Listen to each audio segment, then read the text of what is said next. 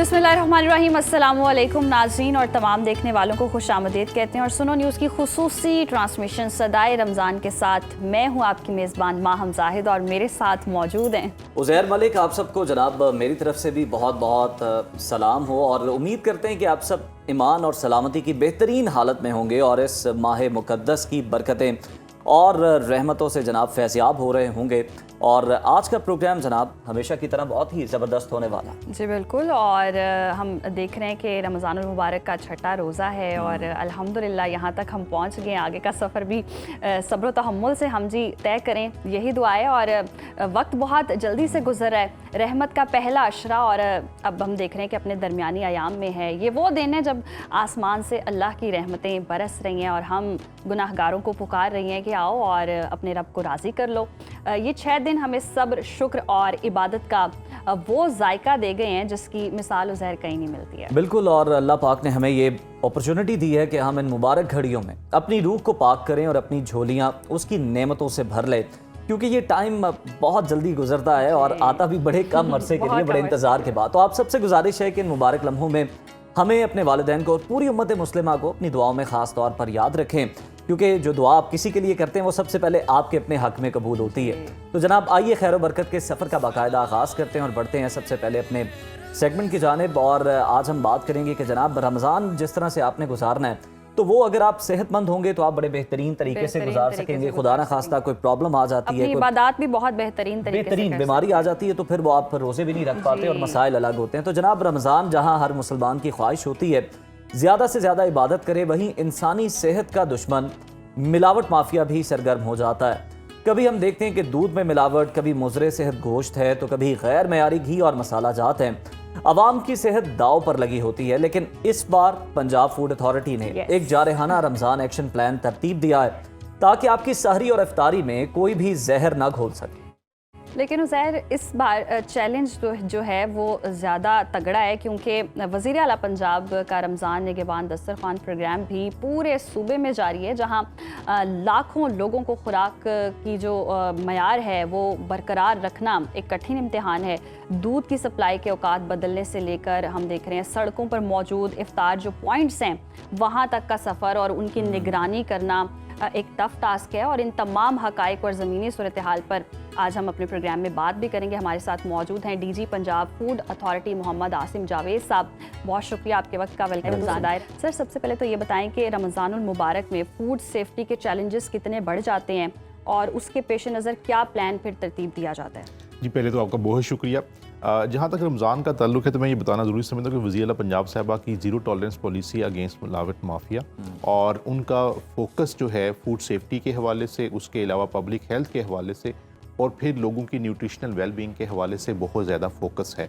और जिसकी वजह से पंजाब फूड अथॉरिटी की जितनी भी फूड सेफ्टी टीम्स हैं, तकरीबन 180 के करीब हमारी फूड सेफ्टी टीम्स हैं, we are always on the toes.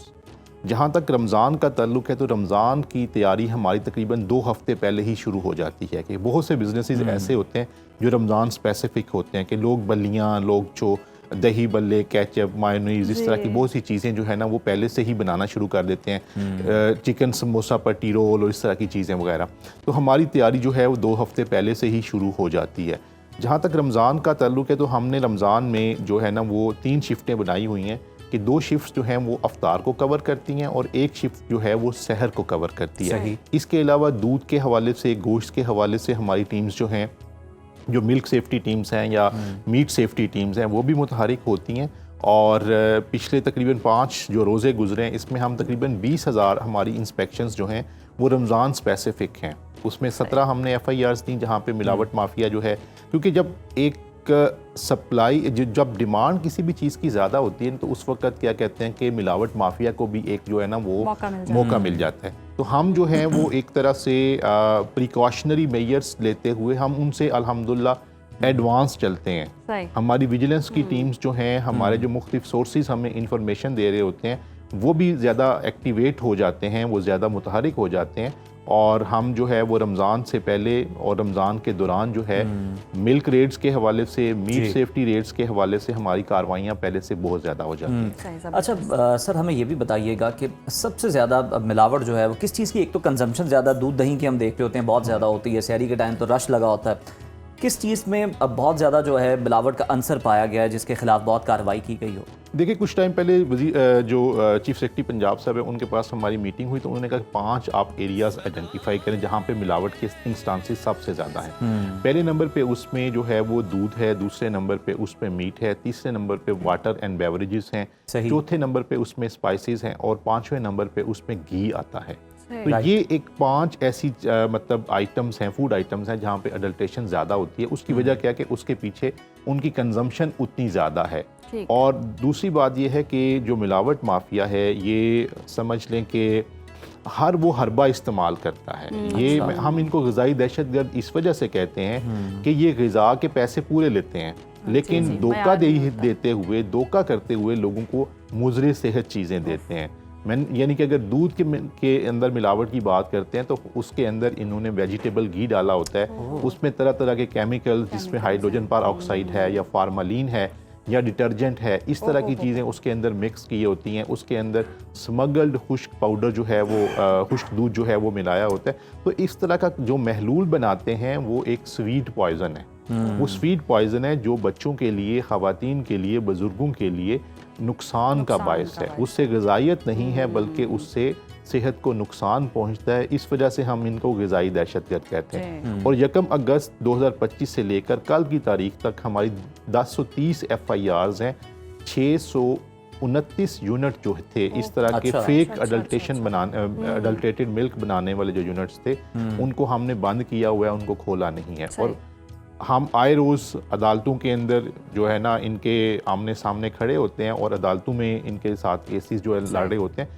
Society से, पब्लिक एट लार्ज से हमारी ये गुजारिश है कि इन अनासर के ऊपर नज़र रखें कि ये आपके दोस्त नहीं हैं। और आसिम साहब, कुछ चेकिंग पॉइंट्स भी इस तरह लगाए गए थे ना कि आप दूध का मयार चेक करने के लिए भी जा सकते हैं और पता भी करवा सकते हैं, टेस्ट करवा सकते हैं। हमने उसमें यह है कि एक तो हम दूध के नाकाजात हमारे डिस्ट्रिक्ट्स में होते हैं, जो भी एंट्री पॉइंट्स होते हैं वहाँ पे नाके लगे होते हैं। और उसके अलावा ये कि हमारी जो मिल्क टेस्टिंग हमारी लैब्स मौजूद हैं, एक तो मोबाइल लैब्स हैं और उसके अलावा जो हमारी स्टैटिक लैब्स हैं जो कि ISO सर्टिफाइड है, वहाँ पे भी हम दूध की जो है वो टेस्टिंग करते हैं और अगर वो पैरामीटर्स के मुताबिक नहीं है तो उसको मतलब तलब करते हैं और उसके ऊपर फाइन करते हैं। सर, अगर कोई दूध का सैंपल ले आता है, मतलब हम अगर किसी गवाले से या किसी दुकान से दूध बाई कर रहे हैं, आपके पास सैंपल लेके आते हैं फूड अथॉरिटी के पास और वो सब स्टैंडर्ड निकल आता है दूध, तो फिर आप उसको पूरा ट्रेस भी करते हैं कि ये आया कहाँ से, फिर उसके खिलाफ कार्रवाई भी की जाती? देखिए, अभी हमने मिल्क ट्रेसेबिलिटी का निज़ाम जो है वो बनाया है। तकरीबन 90% मिल्क जो है हमने बैकवर्ड उसकी ट्रेसेबिलिटी जो है वो ले ली है। हमने 15 मार्च तक का टाइम दिया है जितने भी मिल्क के शॉप्स वाले या कलेक्शन सेंटर्स वाले हैं कि अगर उसके बाद हमें वो अपनी जो है ट्रेसेबिलिटी नहीं देंगे तो हम उनके यूनिट को जो है बंद कर देंगे। नंबर 1। नंबर 2 ये है कि कोई भी सारिफ जो है वो हमारे फूड अथॉरिटी के ऑफिस में आके फ्री मिल्क टेस्टिंग करवा सकते हैं। हम उसके जो मिल्क के जितने भी पैरामीटर्स हैं, यानी कि फैट है, SNF है, उसके अंदर फॉर एग्जांपल के सॉल्ट्स तो नहीं ऐड किए गए, उसके अंदर शुगर तो नहीं ऐड की गई, उसके अंदर वे पाउडर या डिटर्जेंट या जो कोई भी अडल्ट्रेंट्स हैं वो ऐड तो नहीं किए गए। तो हम सारा टेस्ट करके उनको बता देते हैं कि आपके दूध की क्वालिटी जो है वो ये है। और फिर उस दुकान के खिलाफ भी कार्रवाई होती है जहाँ से वो दूध आता है? जी बिल्कुल ऐसा ही है। देखें, ये जो हमने इतनी बड़ी कार्रवाई शुरू की, ये CM साहबा की खसूसी हदायत के ऊपर जो है वो हमने शुरू की और हमने इनके जो यूनिट्स थे, जो गाँव के अंदर, देहातों के अंदर, हवेलियों के अंदर लोग जो है जाली दूध बना रहे थे, उसको हमने कर्ब किया और फिर उन शॉप्स की तरफ हम गए। शॉप्स को भी हमने जो है वो 1 महीने के लिए बंद किया। अगर कहीं पे भी कई शॉप ऐसी होती थी कि जहाँ पे वो अडल्ट्रेटेड दूध बेच रहे होते, तो ये सख्ती हमने बिल्कुल की और ये ज़रूरी थी। ये हमने इसको फेस किया। हमारे दफ्तर के ऊपर हमले हुए, हमारी टीम्स के ऊपर हमले हुए, हमें इन्होंने कोर्ट्स के अंदर कई तरह से परेशान करने की कोशिश की, लेकिन अल्हम्दुलिल्लाह अब जो है, अब कहीं से भी लाहौर जैसे शहर में है, मतलब अब अल्हम्दुलिल्लाह काफ़ी हद तक चीज़ें बेहतर हैं। तकरीबन दैट्स ग्रेट। अब हम देख रहे हैं रमज़ान एक्शन प्लान के तहत पॉइंट्स भी लगाए गए हैं सहरो अफ्तार के। इसकी निगरानी कैसे होती है, कैसे चेक रखा जाता है कि मयारी चीज़ें मिल रही हैं या नहीं? देखिए, ये जो रमज़ान निगहबान पैकेज है वो CM साहबा का एक इनिशिएटिव है जिसमें फिलंथ्रोपिस्ट जो हैं वो अफ्तारी जो है वो लोगों को दे रहे हैं और तकरीबन लाहौर में 24 पॉइंट्स हैं। पूरे पंजाब के अंदर 420 के करीब जो है ना वो पॉइंट्स हैं। उन तमाम पॉइंट्स को हम मॉनिटर करते हैं डिजिटली भी। उसकी सारी की सारी जो पिक्चर्स होती हैं वो अपलोड होती हैं हर पॉइंट के ऊपर एक ऑफिशियल की हमने ड्यूटी लगाई हुई है, और उसके अलावा ये कि उसकी फूड सेफ्टी को चेक करने के हवाले से जो हमारी फूड सेफ्टी टीम्स हैं उन्होंने पहले ट्रेनिंग्स करवाई। तकरीबन 1 लाख के करीब लोगों की ट्रेनिंग्स हमने पिछले 2 से 3 हफ्ते में करवाई, ताकि रमज़ान स्पेसिफिक जब वो कोई चीज़ बनाने लगे तो उनको पता हो कि उन्होंने पर्सनल हाइजीन का कैसे ख्याल रखना है, वर्क प्लेस हाइजीन का कैसे ख्याल रखना है। और हमने तकरीबन जो है ना 6000 के करीब उनको PPEs भी जो है वो डिस्ट्रीब्यूट किए, ताकि जब उन्होंने अफ्तार दस्तरखान लगवाना है, उसमें फूड हैंडलिंग का काम करना है, तो वो खुद भी जो है मतलब उनके क्या कह सकते हैं कि पर्सनल हाइजीन के इश्यूज़ ना हो, और जो सार्फिन हैं या जो रमज़ान दस्तरखान के ऊपर आके अफ्तारी कर रहे हैं, अल्हम्दुलिल्लाह पिछले 5 दिन में आपको एक भी ऐसा वाक़या नहीं मिला होगा जहाँ पे किसी जगह पे किसी को कोई फूड पॉइजनिंग का इशू हो। यहाँ पे भी चेक एंड बैलेंस रखना बड़ा ज़रूरी था, क्योंकि हज़ारों अफराद सड़कों पे इफ्तारी करते हैं यहाँ से दस्तरखानों पे, और ट्रेनिंग भी आप उन्हें दे रहे हैं, बहुत ज़बरदस्त है। अच्छा सर, ये बीमार और लागर जानवरों का गोश्त सप्लाई होने की भी खबरें आती रहती हैं और देखते भी हैं, और अगर कोई खालिस सही बेच रहा है, सेहतमंद जानवर का गोश्त बेच रहा है, तो उसका रेट बहुत ही ज़्यादा होता है, और कोई बहुत कम रेट पे भी बेच रहे होते हैं। इसके लिए सर क्या निज़ाम बनाया कि इस माफिया को रोका जा सके? देखिए, इसमें ये एक बहुत बड़ा चैलेंज है, और मैं ये बताना ज़रूरी समझता हूँ कि 1 मार्च से लेकर आज की तारीख तक तकरीबन 512 FIRs हैं जो मीट मतलब अनहोलसम मीट प्रोवाइड करने वाले लोग थे, जो कि हवेलियों के अंदर इलीगल स्लॉटरिंग कर रहे थे, जो बाज़ औक़ात जो है करीबुल मर्ग जानवर का गोश्त कर रहे थे, और स्टैंपें भी उन्होंने रखी होती थी, खुद से लगा लेते थे, भी रखी होती थी। एक शख्स की हमें अभी थोड़े दिन पहले CM ऑफिस में एक कंप्लेंट रिसीव हुई, तो उसने स्टैम्प्स खुद अपने पास रखी हुई थी। हमने उसका पूरा जो है ना वो मतलब रिपोर्ट बना के जो है ना वो कल तक शेयर कर देंगे। तो इस तरह के लोग जो हैं वो समझ लें कि इस मुआशरे के दुश्मन हैं, कि वो गोश्त के पैसे तो पूरे ले रहे हैं, सारिफ को नहीं पता कि वो किस तरह का गोश्त ले रहा है। तो उस हवाले से एक तो हमारी इंस्पेक्शंस रिजीम, लेकिन उसके साथ साथ चीफ सेक्रेटरी पंजाब साहब ने पिछले साल एक कमेटी बनाई थी मेरी कन्वीनरशिप में, तो हमने उसमें कुछ लेजिस्लेटिव रिफॉर्म्स जो है वो प्रपोज की थी, यानी कि जो लोकल गवर्नमेंट एक्ट है उसके अंदर स्लॉटर हाउसेस के हवाले से रिफॉर्म्स हमने प्रपोज की, वो उसका हिस्सा बन गई। उसके अलावा स्लॉटर कंट्रोल एक्ट 1963 का एक एक्ट है, उसके अंदर हमने तरामीम जो है वो प्रपोज की हुई हैं, और इसके अलावा हमने यानी इनका भी रास्ता रोका जा रहा है। अच्छा सर, पानी का बड़ा मसला है, साफ़ पानी से, और अगर गंदा पानी हो तो बीमारियों का सबसे बड़ी जड़ ही वो है। जगह जगह हम देखते हैं कि गलियों में भी फ़िल्टर प्लांट लगे हुए हैं, इन पे कितना चेक एंड बैलेंस रखा जाता है, इनका पानी कितना महफूज है? और सुनने में है कि ये जो बड़े बड़े हैं ये भी वो पानी के मिनरल्स पूरे नहीं कर रहे होते, ये भी बस बोतलें बेच रहे होते हैं। तो ज़रा बताइए कौन सा पानी महफूज है और इसके लिए क्या निज़ाम है? देखिए, पानी के हवाले से भी जो है ना हमने जितने भी गवर्नमेंट सेक्टर के वाटर फिल्ट्रेशन प्लांट्स हैं या प्राइवेट सेक्टर के वाटर फिल्ट्रेशन प्लांट्स हैं या कमर्शियल फिल्ट्रेशन प्लांट्स हैं, उन सब के लिए हमने ये ज़रूरी किया है कि 1 माह के बाद वो अपना जो है ना वो फ़िल्टर चेंज करेंगे और उसकी तस्वीरों को अपलोड कर देंगे। एक हमने स्पेसिफिक पोर्टल बनाया है। इसी तरह से मीट के हवाले से भी हमने एक स्पेसिफिक पोर्टल बनाया। वाटर एक ऐसा एरिया है जहाँ पे बहुत ज़्यादा काम करने की ज़रूरत है। जो ट्रेडिशनल यानी कि वासाज या लोकल गवर्नमेंट के इदारे, म्यूनसिपल कमेटीज़ जो काम कर रही हैं, उनको उसका एक ही मतलब आसान हल ये है कि फ़िल्टर जो है उसको तेज़ी से मुराद ये है कि उसकी फ्रीक्वेंसी ऑफ चेंज जो है वो ज़्यादा की जाए, क्योंकि जो सब सरफेस वाटर है उसमें बहुत से इश्यूज़ हैं, उसमें सेडिमेंट्स हैं, उसमें हैवी मेटल्स हैं, उसके अंदर तरह तरह के इश्यूज पाए जाते हैं। इस्लामाबाद में भी आपकी कार्रवाइयाँ चल रही हैं कोलैबोरेशन के साथ, ज़रा उस पर भी क्विकली अगर आप कमेंट कर दें। देखिए, इस्लामाबाद फूड अथॉरिटी में DG फूड अथॉरिटी जो यहाँ पे इरफान मेमन साहब रह के गए हुए हैं, जो DC इस्लामाबाद हैं, तो वो उनके साथ हमने मिल के जो है ये प्लान किया कि वहाँ पे इस्लामाबाद में दूध के बहुत ज़्यादा इश्यूज थे और बहुत सा मिलावट माफिया दूध के हवाले से जो यहाँ से पंजाब से भागा उसने पनाह इस्लामाबाद में ले ली। हमने आपस में मिल के जो है वो एक प्लान तय किया। अब अल्हम्दुलिल्लाह हम इंटेलिजेंस बेस्ड ऑपरेशंस मिल के करते हैं और इस्लामाबाद में पिछले तकरीबन 2 माह के अरसे में हमने 24 FIRs दी हैं मिलावट माफिया के खिलाफ।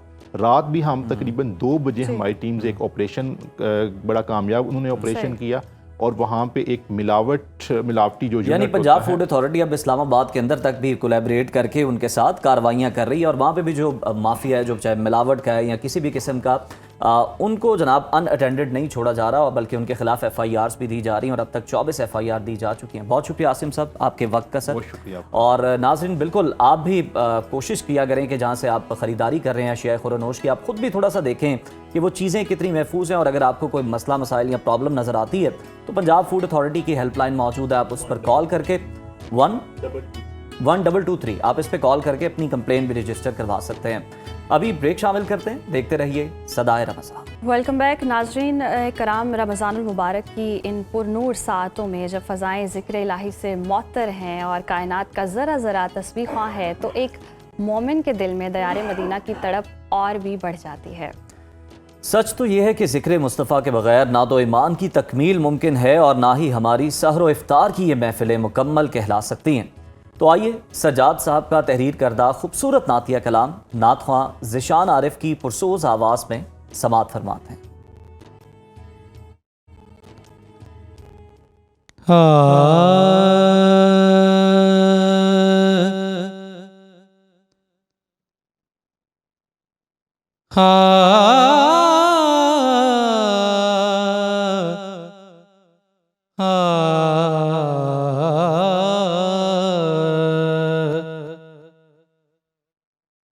एक हुक जई दिल विच उठ दिए, एक हुक जई दिल विच उठ दिए, मेरे कलम ख्याल नू पुछ दिए,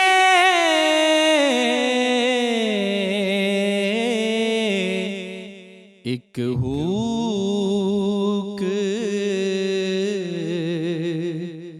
जई दिल विच उठ दिए,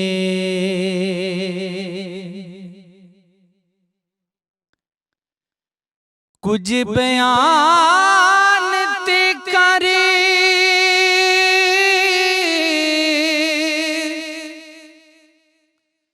ओ शाहे सुबहान, खोरे कबूल हुए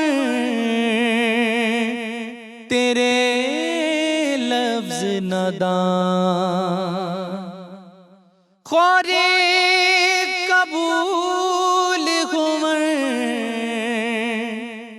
तेरे लफ्ज नदान, तेरे लिखे आई सिक मुक दिए, तेरे लिखे आई सिक मुक दिए, एक हुक जई दिल विच उठ दिए, एक हुक जई दिल विच उठ दिए,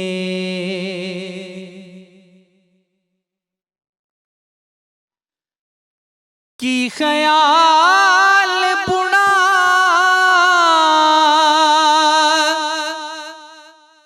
केड़े फुल चुना,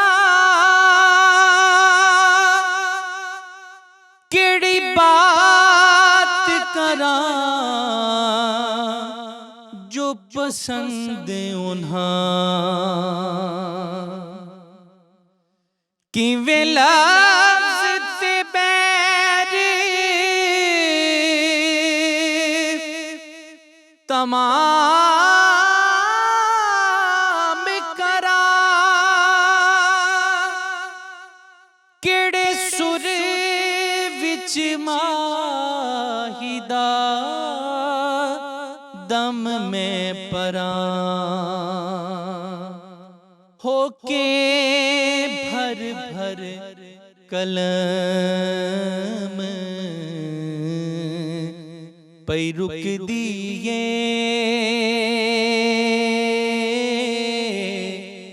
होके भर भर कलम पई रुक दिए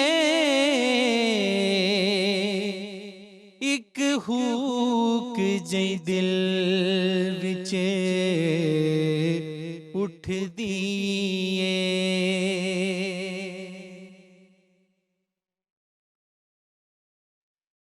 नबी पाक दी शाना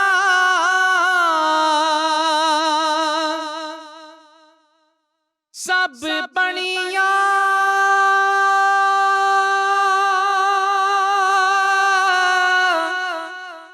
जो जग ते रोशन फुल झड़ियां सारे बहिश्त बहार पूरा परिया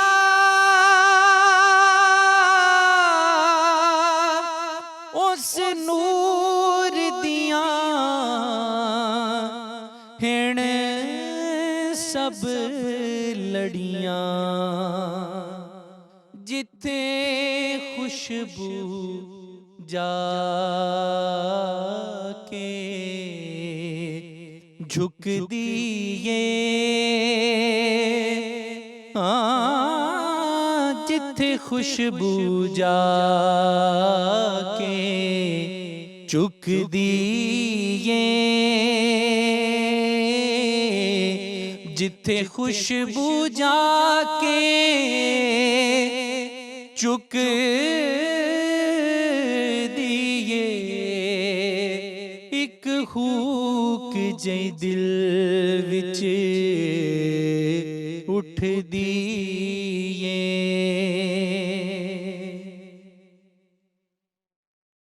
और जिस शान नू रब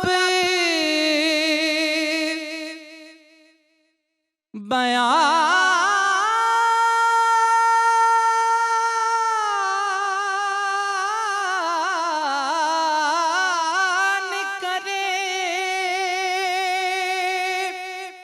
कुर्बान यार तो दो जहान करे सद अरशां ते मेहमान करे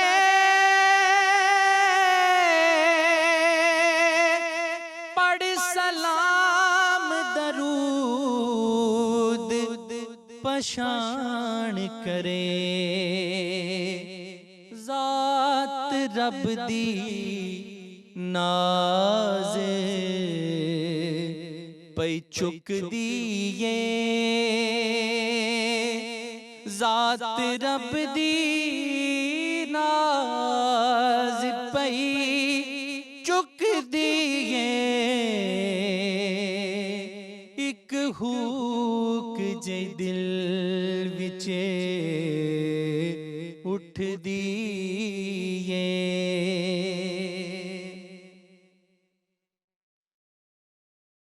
किंज पेश करा मैं नात कोई उसे हस्ती दे जो लायक होई किंज पेश करा मैं नात कोई उस हस्ती दे जो लायक होई मेथों उंज दी ना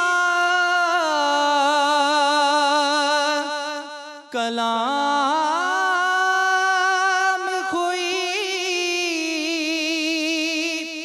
इस दुख विच सहरो शाम होई, इस दुख विच सहरो शाम होई, बेचैन मेरी रूह सुख दिए, बेचैन मेरी रूह सुख दिए,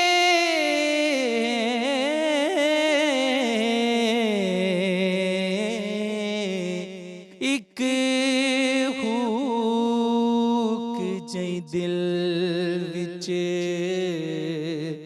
उठ दिए, मेरे कलम ख्याल नू पूछ दिए, एक हुक जई दिल विच उठ दिए, एक हुक जई दिल विच उठ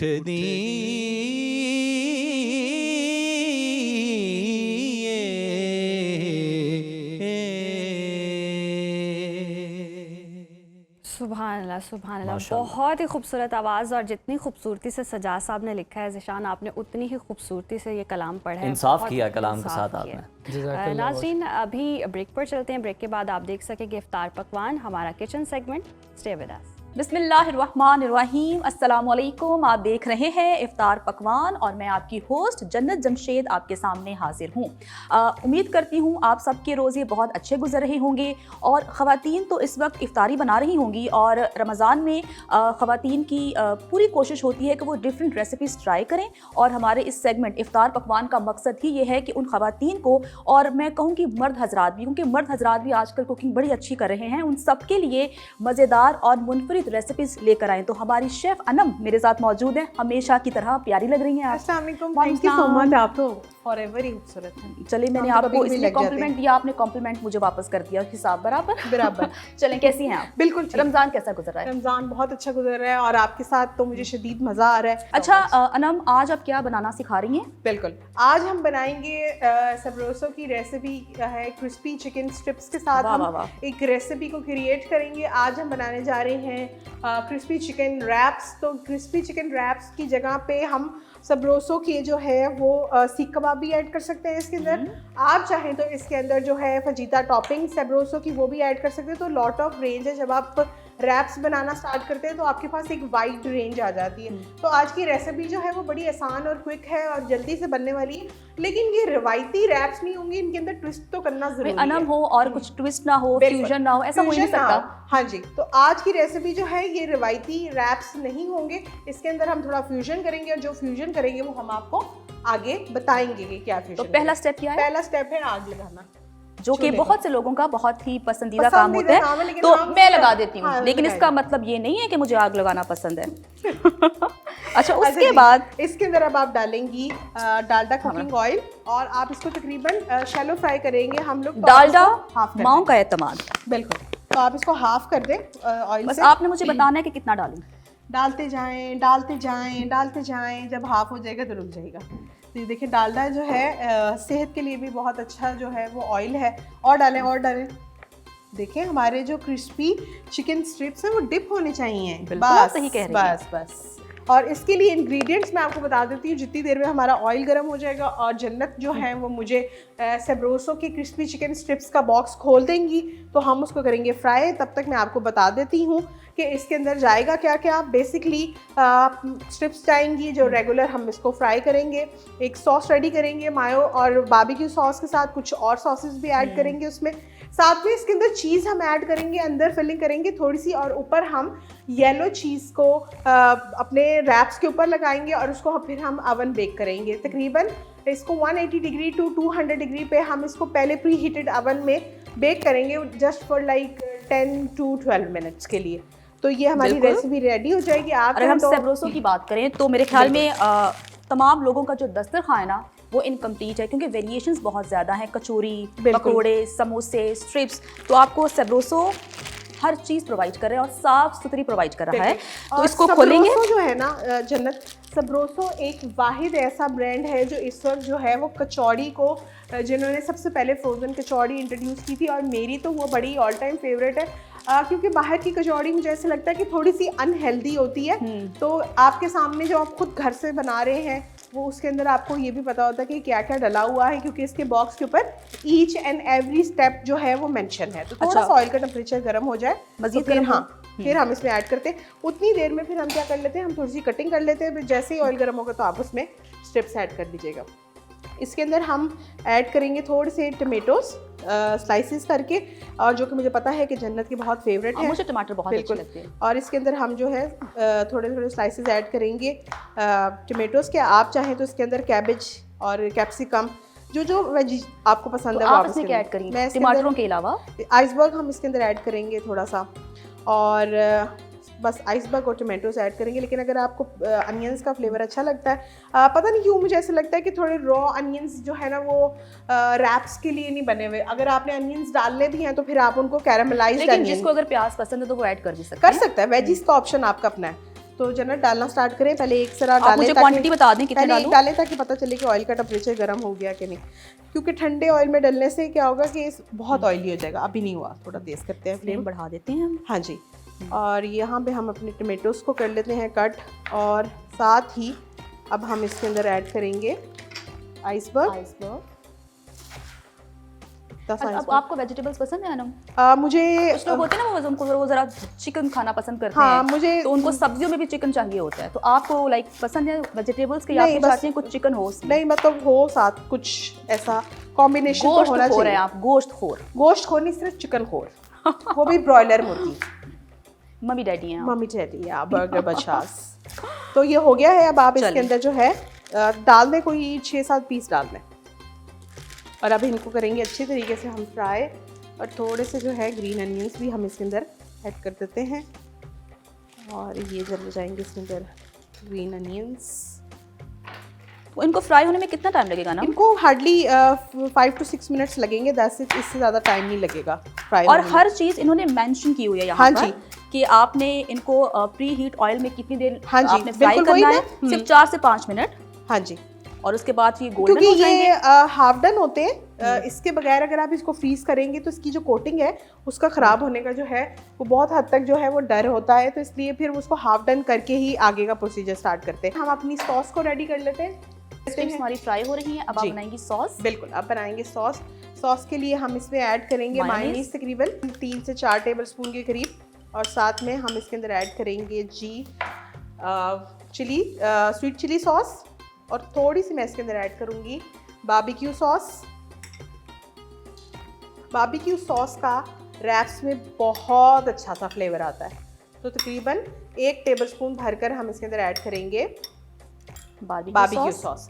और यहाँ पे थोड़ी सी मस्टर्ड, अच्छा ये अब मेरे पास सामने पड़ी तो इसलिए मैं इसमें ऐड कर रही हूँ, लेकिन अगर आप ज़रूरी नहीं है। हाँ, अगर आप स्किप करना चाहें तो कर लें। और थोड़ी सी हम इसके अंदर ऐड करेंगे सिराचा साथ में। अब इसके अंदर एक चीज़ हम ऐड करेंगे कि हम इसके अंदर जो मशरूम्स हैं वो डायरेक्टली अपनी सॉस में ही ऐड कर देंगे, ताकि जब आप सॉस के साथ बाइट लें तो आपको हर बाइट के अंदर जो है मशरूम्स का फ्लेवर आए। इस तरीके से आपने सॉस रेडी कर लेनी है। और सिंपल अब हमने अपने जैसे ही हमारे क्रिस्पी चिकन्स हो जाएंगे रेडी, तो हम इसको ऐड कर देंगे अपने रैप्स में, और साथ में सॉस डालेंगे, वेजीज ऐड करेंगे, उनको रैप करेंगे और उनको ओवन बेक करेंगे फॉर लाइक 10 मिनट्स। तो हमारे सेब्रोसो के क्रिस्पी चिकन स्ट्रिप्स रेडी हो रहे हैं। ब्रेक ले लेते हैं। ब्रेक के बाद जब हाँ वापस आएंगे तो जो डिश है उसे कंप्लीट करके आपको दिखाएंगे। हमारे साथ रहिए।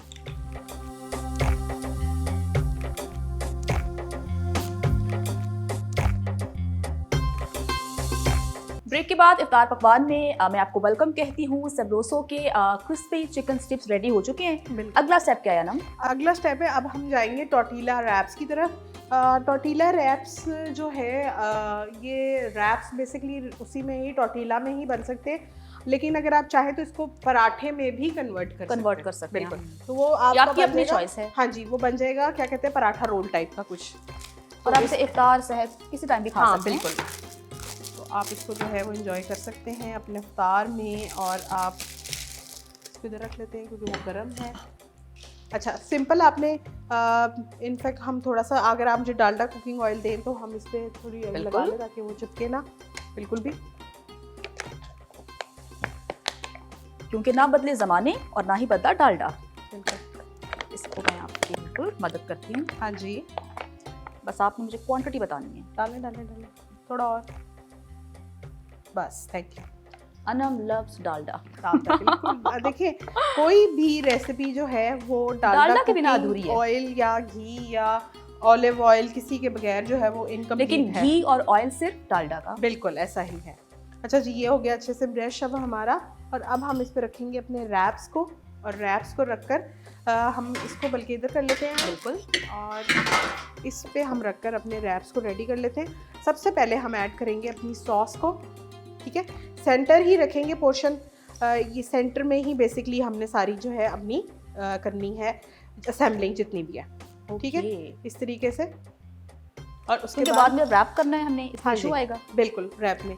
और ये हम इस तरीके से, दो बहुत होंगी हमारी रेसिपी के लिए। इसमें थोड़े से हम ऐड करेंगे आइसबर्ग्स, थोड़े से हम ऐड करेंगे इसमें टमेटोज़।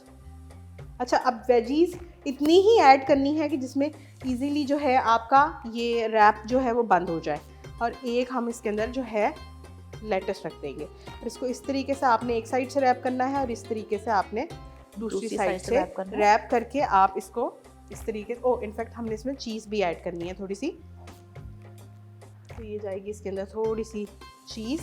अच्छा, ये चीज़ ऑप्शनल है, आप रखना चाहे तो रख लें, अगर स्किप करना चाहे तो स्किप करें। और अब हम इसको थोड़ा सा जो है टूथपिक की हेल्प से अच्छी तरीके से इसको हम बंद कर देंगे।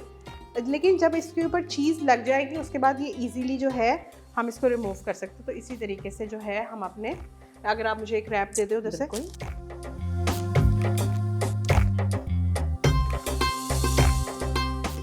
तीसरा रैप हमारा रेडी हो रहा है, 2 रेडी हो चुके हैं। हाँ जी बिल्कुल, और ये तीसरा अब हम ऐड करने लगे हैं। अब ये देखिए, इसमें आप ऑलिव भी ऐड करें। बिल्कुल ठीक है। अच्छा, इसमें आप ये देखें कि अब जब ये आप खाएंगे तो वो मशरूम्स जो है वो इजीली आप उसको जो है वो केटर कर सकते हैं जब आप इस तरीके से अब मशरूम्स को और बीच मतलब में अगर आप इसे इफ्तार में खाएंगे तो इतना हैवी नहीं है। बिल्कुल।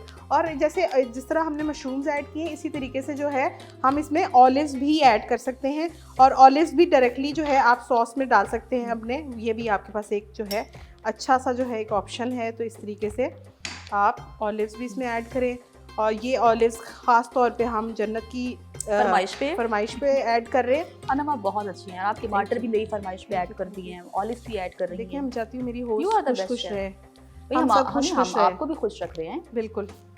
और ये चले गए इसमें थोड़े से ग्रीन अनियन, साथ में चीज़, और इसके अंदर एक थोड़ा सा ट्विस्ट करते हैं कि इसमें थोड़ा सा बारबेक्यू सॉस और ऊपर से ड्रिजल कर देते हैं। अच्छा, ये अब आपकी अपनी पर्सनल चॉइस है कि आपको सॉस बारबेक्यू डालना चाहते हैं, नहीं डालना चाहते, तो ये सबका डिफरेंट टेस्ट होता है, ये एक अपने टेस्ट के हिसाब से आपने सॉसेस ऐड करनी है, वेरिएशन कर सकते हैं आप। और ये जो है इसमें इस तरीके से रैप्स को हम अच्छे तरीके से थोड़ा टाइटली, इतना भी नहीं प्रेशर देना कि वो बिल्कुल ही बेचारी, और सबसे अच्छी चीज़ ये लगी, हाँ, टूथपिक से इस तरीके से आपने इसको थोड़े थोड़े वक्फे के साथ इधर रख देना है।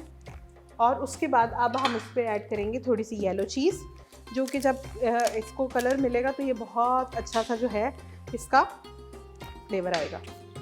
इस तरीके से हम ऐड करेंगे येलो चीज़, तो ये आपके पास एक बड़ी ही अच्छी और यूनिक किस्म की रेसिपी रेडी हो जाएगी।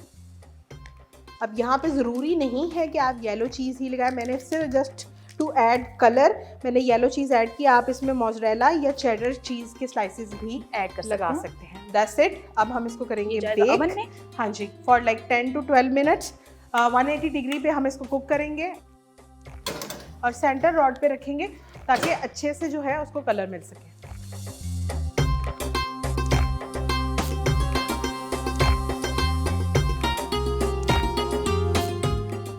तो रैप्स हमारे बेक हो रहे हैं, तो उसी दौरान हम कुछ ड्रिंक पे बनाएंगे। तो अनम क्या है ड्रिंक पे आज? आज की रेसिपी बड़ी ही मज़ेदार इनफैक्ट ड्रिंक है, बड़ी रिफ्रेशिंग है। बेसिकली हम करशी इलायची के साथ इलायची मिल्क रेडी करने लगे हैं। और ये इलायची मिल्क वैसे ना समझे कि हम कोई इलायची डालेंगे, हम इसमें करशी का तो इलायची करशी शरबत जाम डालेंगे। शीरी हम सबका फेवरेट, बिल्कुल जिसमें जितने भी इज्जा हैं वो सबके सब खालिस हैं।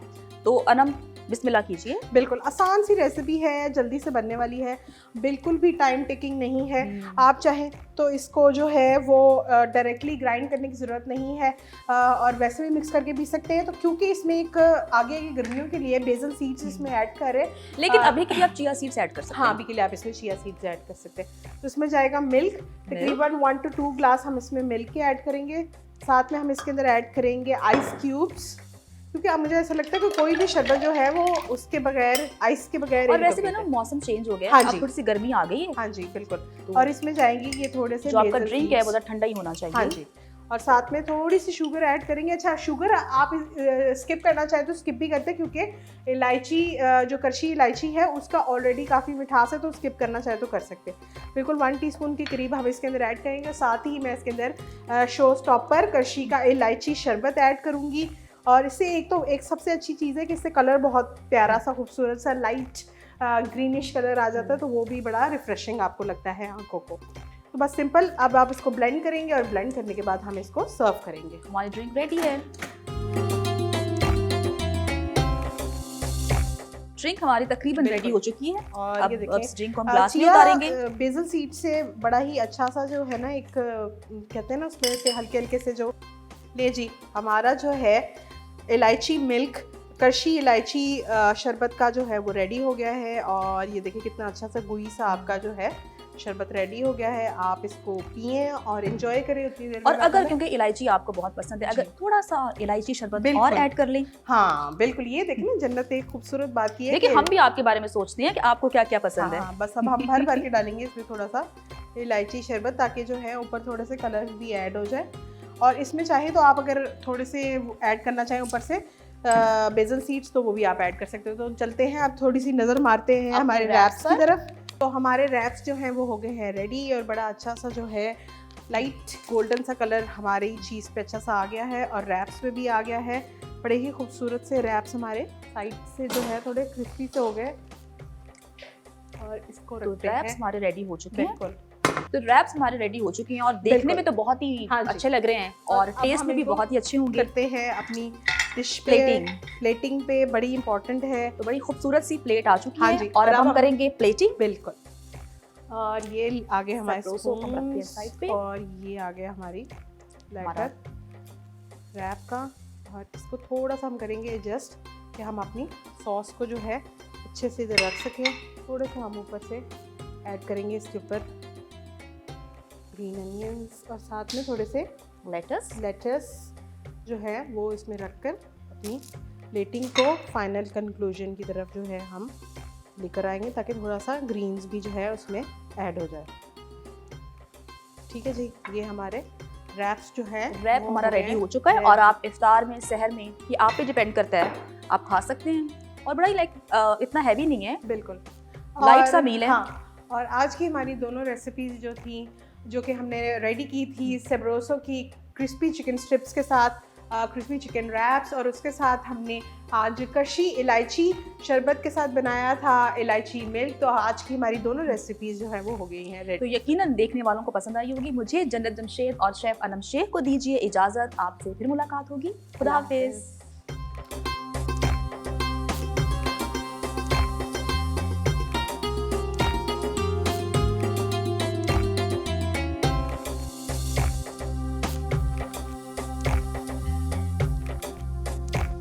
ब्रेक के बाद दोबारा से आपको खुशामदीद कहते हैं सदाए रमज़ान में। नाजरीन, मौत बरहक है, लेकिन किसी प्यारे के बिछड़ने का गम उस वक्त और भी बढ़ जाता है जब एक मजबूर इंसान को अपने प्यारे की मैयत अस्पताल से घर ले जाने के लिए प्राइवेट एम्बुलेंस वालों की मिन्नतें करनी पड़ती हैं और भारी किरायों का बोझ उठाना पड़ता है। ये वो लम्हा होता है जहां गरीब इंसान खुद को बिल्कुल बेबस महसूस करता है, और इसी इंसानी दुख को महसूस करते हुए वज़ीर आला पंजाब मरियम नवाज शरीफ ने एक तारीखी फैसला किया है। अब पंजाब के किसी भी सरकारी अस्पताल से मैयत को घर पहुंचाने के लिए हुकूमत पंजाब मुफ्त एम्बुलेंस फराहम करेगी। ताकि सोगवार ख़ानदान को इस आखिरी सफ़र में किसी माली मुश्किल का सामना ना करना पड़े। और यकीनन ये बहुत ही अच्छा इकदाम है, एक बहुत बड़ा रिलीफ है। और इस प्रोग्राम के तहत न सिर्फ तहसील की सतह पर गाड़ियाँ फराहम की जाएंगी, बल्कि अगर किसी मैयत को दूसरे शहर मुंतकिल करना हो तो ये सहूलत भी बिल्कुल मुफ्त होगी। और 1122 के ज़रिए इस पूरे निज़ाम को नाज़रीन मॉनिटर किया जाएगा ताकि किसी भी किस्म की ताख़ीर या बदउनवानी ना हो। और इसके साथ साथ प्राइवेट एम्बुलेंसेस के रेट भी मुकर्रर किए जा रहे हैं ताकि कोई गरीब की मजबूरी का फ़ायदा ना उठा सके। ये रियासत की तरफ से अपने शहरियों के लिए एक ऐसा सहारा है जिसकी अशद ज़रूरत थी और वाकई बहुत बड़ा रिलीफ दिया जा रहा है आवाम को हुकूमत की जानिब से। तो ज़बरदस्त इकदाम है, सराहा जाना चाहिए। प्रोग्राम में अब आगे बढ़ते हैं नाजरीन। ईरान और अमेरिका के दरमियान कशीदगी एक बार फिर जी बढ़ती हुई दिखाई दे रही है। ईरान में दोबारा से एहतजाज की लहर ज़ोर पकड़ रही है। आलमी मीडिया के मुताबिक हम देख रहे हैं यूनिवर्सिटीज़ में तलबा हुकूमत मुखालिफ मुजाहरे कर रहे हैं। क्या इन मुजाहरों के पीछे अमेरिका और इसराइल ही है, ये तो आने वाला वक्त ही बताएगा। अमरीकी सेनेटर लिंडसे ग्राहम एलानिया तौर पर एतराफ़ कर रहे हैं कि मौजूदा निज़ाम खित्ते में इस्तेहकाम के लिए रुकावट है। ईरान में रिजीम चेंज के लिए लोगों की मदद करने में ख़तरा कम है। अमरीकी सदर डोनाल्ड ट्रंप भी धमकी दे रहे हैं कि ईरान ने अगर डील ना की तो उनके लिए बहुत बुरा होगा। क्या ये मामला डील की जानिब बढ़ेंगे या फिर जंग की जानिब, ये जान लेते हैं। माहिर दिफाई उमूर air commodore retired Khalid Chishti साहब ने हमें ज्वाइन किया है। खालिद साहब, आपको सदाए रमज़ान में खुश आमदीद कहते हैं। सर, ईरान और अमरीका के दरमियान मुज़ाकरात को किस जानिब आप जाता हुआ देख रहे हैं? क्या मामलात जो हैं वो बातचीत से हल हो जाएंगे या फिर किसी भी पैमाने पर महदूद फौजी कार्रवाई आप होते हुए देख रहे हैं आने वाले दिनों में? जी बहुत शुक्रिया उज़ैर और माहम, आपने इनवाइट किया। देखिए, ये डिपेंड करेगा कि ये मुज़ाकरात किस तरफ चलते हैं, क्योंकि अभी तक एक बहुत ज़्यादा जो अनश्योर है चीज़ें और अनसर्टेनिटी है वो अमेरिका के जहन में है, क्योंकि उनको ये क्लियर नहीं है कि ईरान ने पिछले 7 महीने जो अपने वेपन्स नए इंडक्ट किए हैं वो कौन कौन से हैं, कितनी तादाद में हैं और जाहिर है कितने लीथल हैं। ये एक चीज़ है जिसकी वजह से अमेरिका सोच में पड़ा हुआ है, क्योंकि वो कोई अपना नुकसान अफोर्ड नहीं कर सकते। और अगर जिस तरह लास्ट जंग में हुई थी, और मैंने अक्सर कहा था कि इजराइल और ईरान के दरमियान जो जून का कॉन्फ्लिक्ट हुआ था, मैं as a student of strategy कहूंगा कि अगर किसी का भरम या मिथ टूटी थी तो वो इजराइल की टूटी थी, क्योंकि हम समझ रहे थे कि जब से वो मार्ज़ वजूद में आया है वो तकरीबन 78 सालों में उसने 260 बिलियन के करीब अमेरिका से असला लिया है। तो हम ये समझते थे कि वो पेनिट्रेट नहीं हो सकता उसका एयर डिफेंस से, जबकि सिर्फ हुआ, बल्कि कई दिन तक उनके शायद हेडक्वार्टर को हिट किया गया, उनके वज़ीर आज़म बंकर में सोते रहे, उनका आइजर वाइजमैन इंस्टीट्यूट है वो तबाह किया गया। तो ये सारा कुछ होने के बावजूद हमने देखा कि एक मिथ टूटी इजराइल की। लेकिन इस सूरत में अगर अमेरिका क्योंकि इस वक्त फ्रंट लीड कर रहा है और ऑब्वियसली लीडिंग पोजीशन में है, तो सबसे ज्यादा क्रेडिट और डिस्क्रेडिट दोनों अमेरिका ने ही उठाने हैं। तो क्रेडिट की हद तक तो जरूर लेगा क्योंकि सुपर पावर है, लेकिन वो डिस्क्रेडिट या जरा सी भी कोई शर्मिंदगी नहीं उठा सकता। पहले ही उनके मुल्क में लोग बहुत प्रेशर डाल रहे हैं। यूरोपियन यूनियन ने आज एक बयान दे दिया है कि ये वॉर अनकॉल्ड फॉर है, ये नहीं होनी चाहिए। तो दुनिया अब अमेरिका का उस तरह साथ नहीं दे पा रही। और ट्रेडिशनली अगर आप इसको देखें तो पहले अमेरिका ने जब भी हमला किया नेटो को साथ मिलाकर किया, यूनाइटेड नेशन की रेजोल्यूशन पास कराकर, चाहे वो अफगानिस्तान हो, इराक हो, सीरिया हो। लेकिन इस दफा क्योंकि अमेरिका यूनाइटेड नेशंस को भी इन्वॉल्व नहीं कर रहा और नेटो का वो कंफर्ट लेवल नहीं है, तो इसलिए मेरा ख्याल है कि वो एट्रिशन शाये है कि अगर हमारा को नुकसान हो गया तो लोगों को क्या जवाब देंगे। अच्छा, आलमी मीडिया रिपोर्ट कर रहा है कि ईरान में यूनिवर्सिटी तलबा दोबारा से मुजाहरे कर रहे हैं। हालिया मुजाहरा में आप क्या देखते हैं? आपको रिजीम चेंज की एक और अमरीकी और इसराइल कोशिश दिखाई दे रही है? हम ये उसी वजह से पॉसिबल ही हो रहा है कि वो चाहते हैं कि हमें वेपन या ट्रिगर ना दबाना पड़े और वेपन ना फायर करना पड़े, और हम कोई ऐसी पॉलिटिकल सिनेरियो अनफेवरेबल कर दें ईरान के लिए, जो उन्होंने पहले भी अटेम्प्ट किया था। शायद उन्होंने कोई और दोबारा उसको ट्रिगर करने की कोशिश की है, क्योंकि ये पहले सवाल के जवाब में ही ये मूवमेंट आपको कनेक्टेड नजर आएगी कि वो चाहते हैं कि ऐसी कोई एम्बैरेसिंग सिचुएशन से इसका सामना किए बगैर हम ऐसा कुछ अचीव कर लें जो हम लोगों को, अपने लोगों को, अमेरिका के लोगों को, और खासतौर पर दुनिया भी इस वक्त वॉच कर रही है, उनको एक वॉर ट्रॉफी के तौर पर दिखा सके और कुछ ना कुछ टेंजिबल या मेजरेबल दिखा सकते हैं। क्योंकि अमेरिका अगर एक मेजरेबल ऑब्जेक्टिव या टारगेट अचीव नहीं करता या कोई अचीवमेंट अपने लोगों को नहीं दिखाता, तो जाहिर है अमेरिकन प्रेसिडेंट के लिए बहुत एम्बैरेसिंग सिचुएशन होगी, क्योंकि मिलिटरीली तो कोई कंपैरिजन ही नहीं है ईरान का अमेरिका के साथ। और फिर भी अगर अमेरिका पुल बैक करता है तो जाहिर है बहुत बड़ी शर्मिंदगी का बायस होगा ये सारा। खालिद साहब, अमरीकी मीडिया की रिपोर्ट्स हैं कि अमरीकी जनरल्स हमले के हक में नहीं है और डोनाल्ड ट्रंप को आपने सुना वो इसे फेक न्यूज़ करार दे रहे हैं। इससे जाहिर तो यही हो रहा है कि ट्रंप हमले के लिए तैयार हैं। क्या अमरीका में ताकतवर असलहा लॉबी यूक्रेन और गजा के बाद अब एक और महाज खोलना चाह रही है, अफोर्ड कर रही?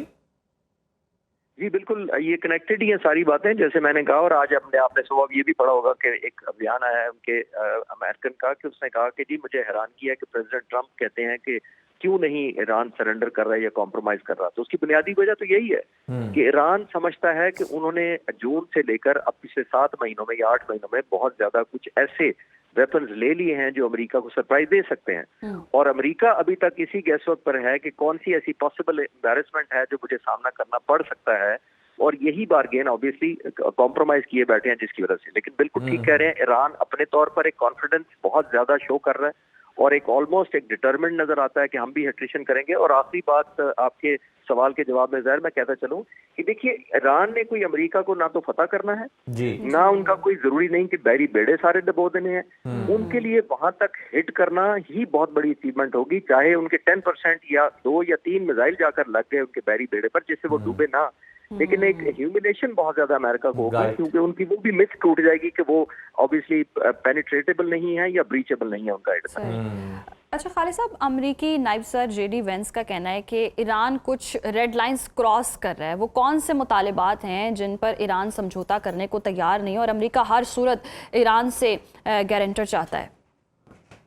देखिए, मेरा ख्याल है माम, ये बुनियादी तौर पर 2 एरियाज हैं जो अमेरिका की इंटरेस्ट है, जिसमें खुद अमेरिका की तो एक दिलचस्पी ज्यादा है और दूसरी इजराइल की है।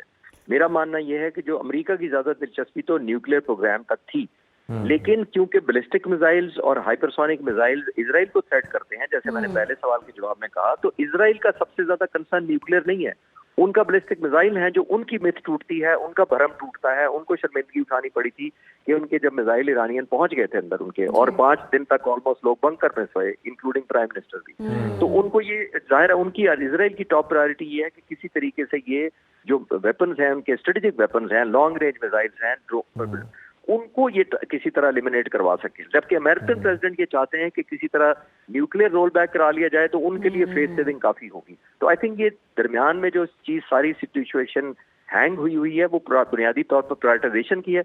मेरा भी मानना ये है, जितनी मैंने इन्वेस्टिगेट किया है, कि ईरान काफी हद तक न्यूक्लियर प्रोग्राम को कॉम्प्रोमाइज करने को तैयार है अगर उस पर सैंक्शंस उठा ली जाए। इस वक्त ये बिल्कुल सही खालिद साहब, आप ये बात कह रहे हैं कि जिस तरह से फिर वो ईरान ने जब मिसाइल वहाँ पर पहुँचाए ऑस्ट्रेलिया में, इसराइल के अंदर, तो वहाँ पर पहले तो वो बंकर्स में पनाह लेने पर मजबूर हुए और फिर आयरन डोम जो है उसको भी बेनकाब कर दिया ईरानी मिसाइल्स ने।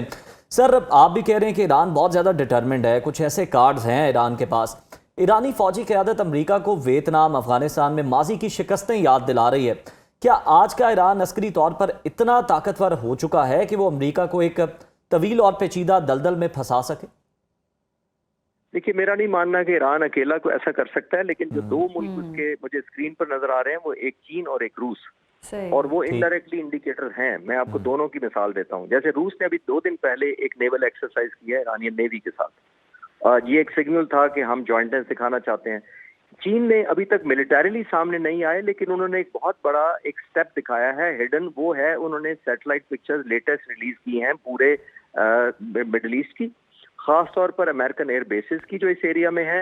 एक मुआफाक एक एयरबेस है जॉर्डन का, जहां तकरीबन 50 जहाज खड़े हैं। वहां पे C-17 ट्रांसपोर्ट जहाज खड़े हैं, KC-135 ट्रांसपोर्ट एयर रिफ्यूलर जहाज खड़े हैं। वो उन्होंने सारी पिक्चर्स एयर बेसिस की दी हैं, जिससे वो इंडिकेट शायद वो ये करना चाह रहे हैं कि इस तरह की रेडी और ऑथेंटिक न्यूज या अपडेट ईरान को मुहैया की जाती रह सकती है ड्यूरिंग जंग के दौरान। और अगर इनको अपडेट ईरान को मिलती रहे कि कौन से एयर बेसिस पर कौन से जहाज खड़े हैं, तो जाहिर है उनके लिए निशाना लेना बहुत आसान होगा।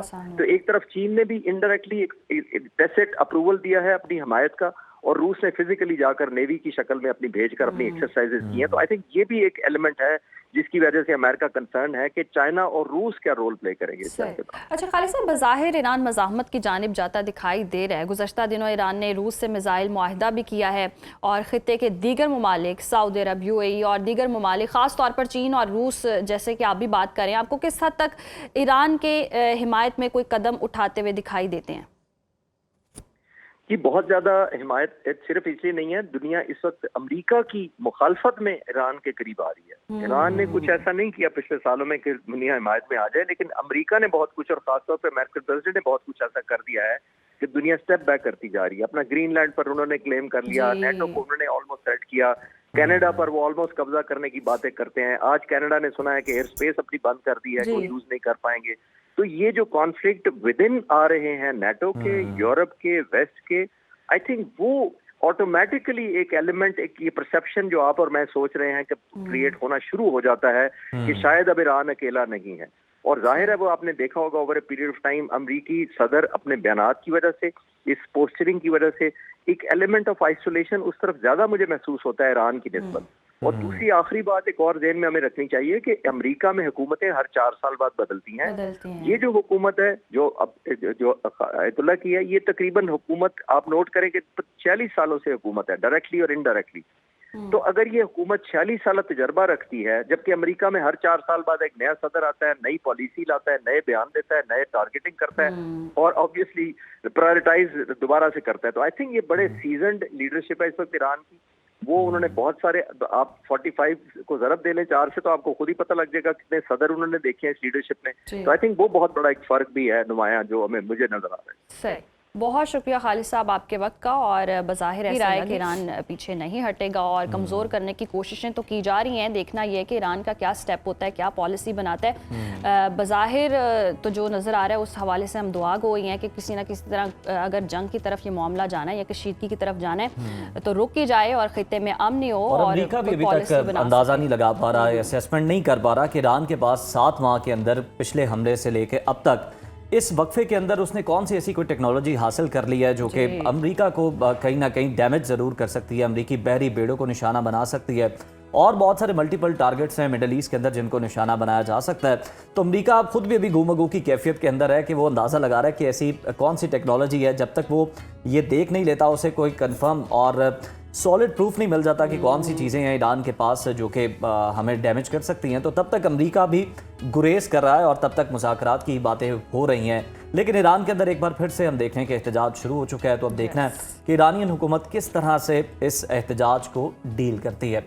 ब्रेक शामिल करते देखते रहिए सदाए रमज़ान। एक बार फिर से तमाम देखने वालों को सदाए रमज़ान में वेलकम कहते हैं। नाज़रीन, रमज़ानुल मुबारक का महीना है और इस माह मुबारक में सदक़ात व अतियात का अजर हज़ारों गुना बढ़ जाता है। आज हम आपको Pakistan children's heart foundation PCHF के बारे में बताते हैं। एक ऐसा इदारा जिसकी बुनियाद एक ज़ाती अलमिया के बाद रखी गई।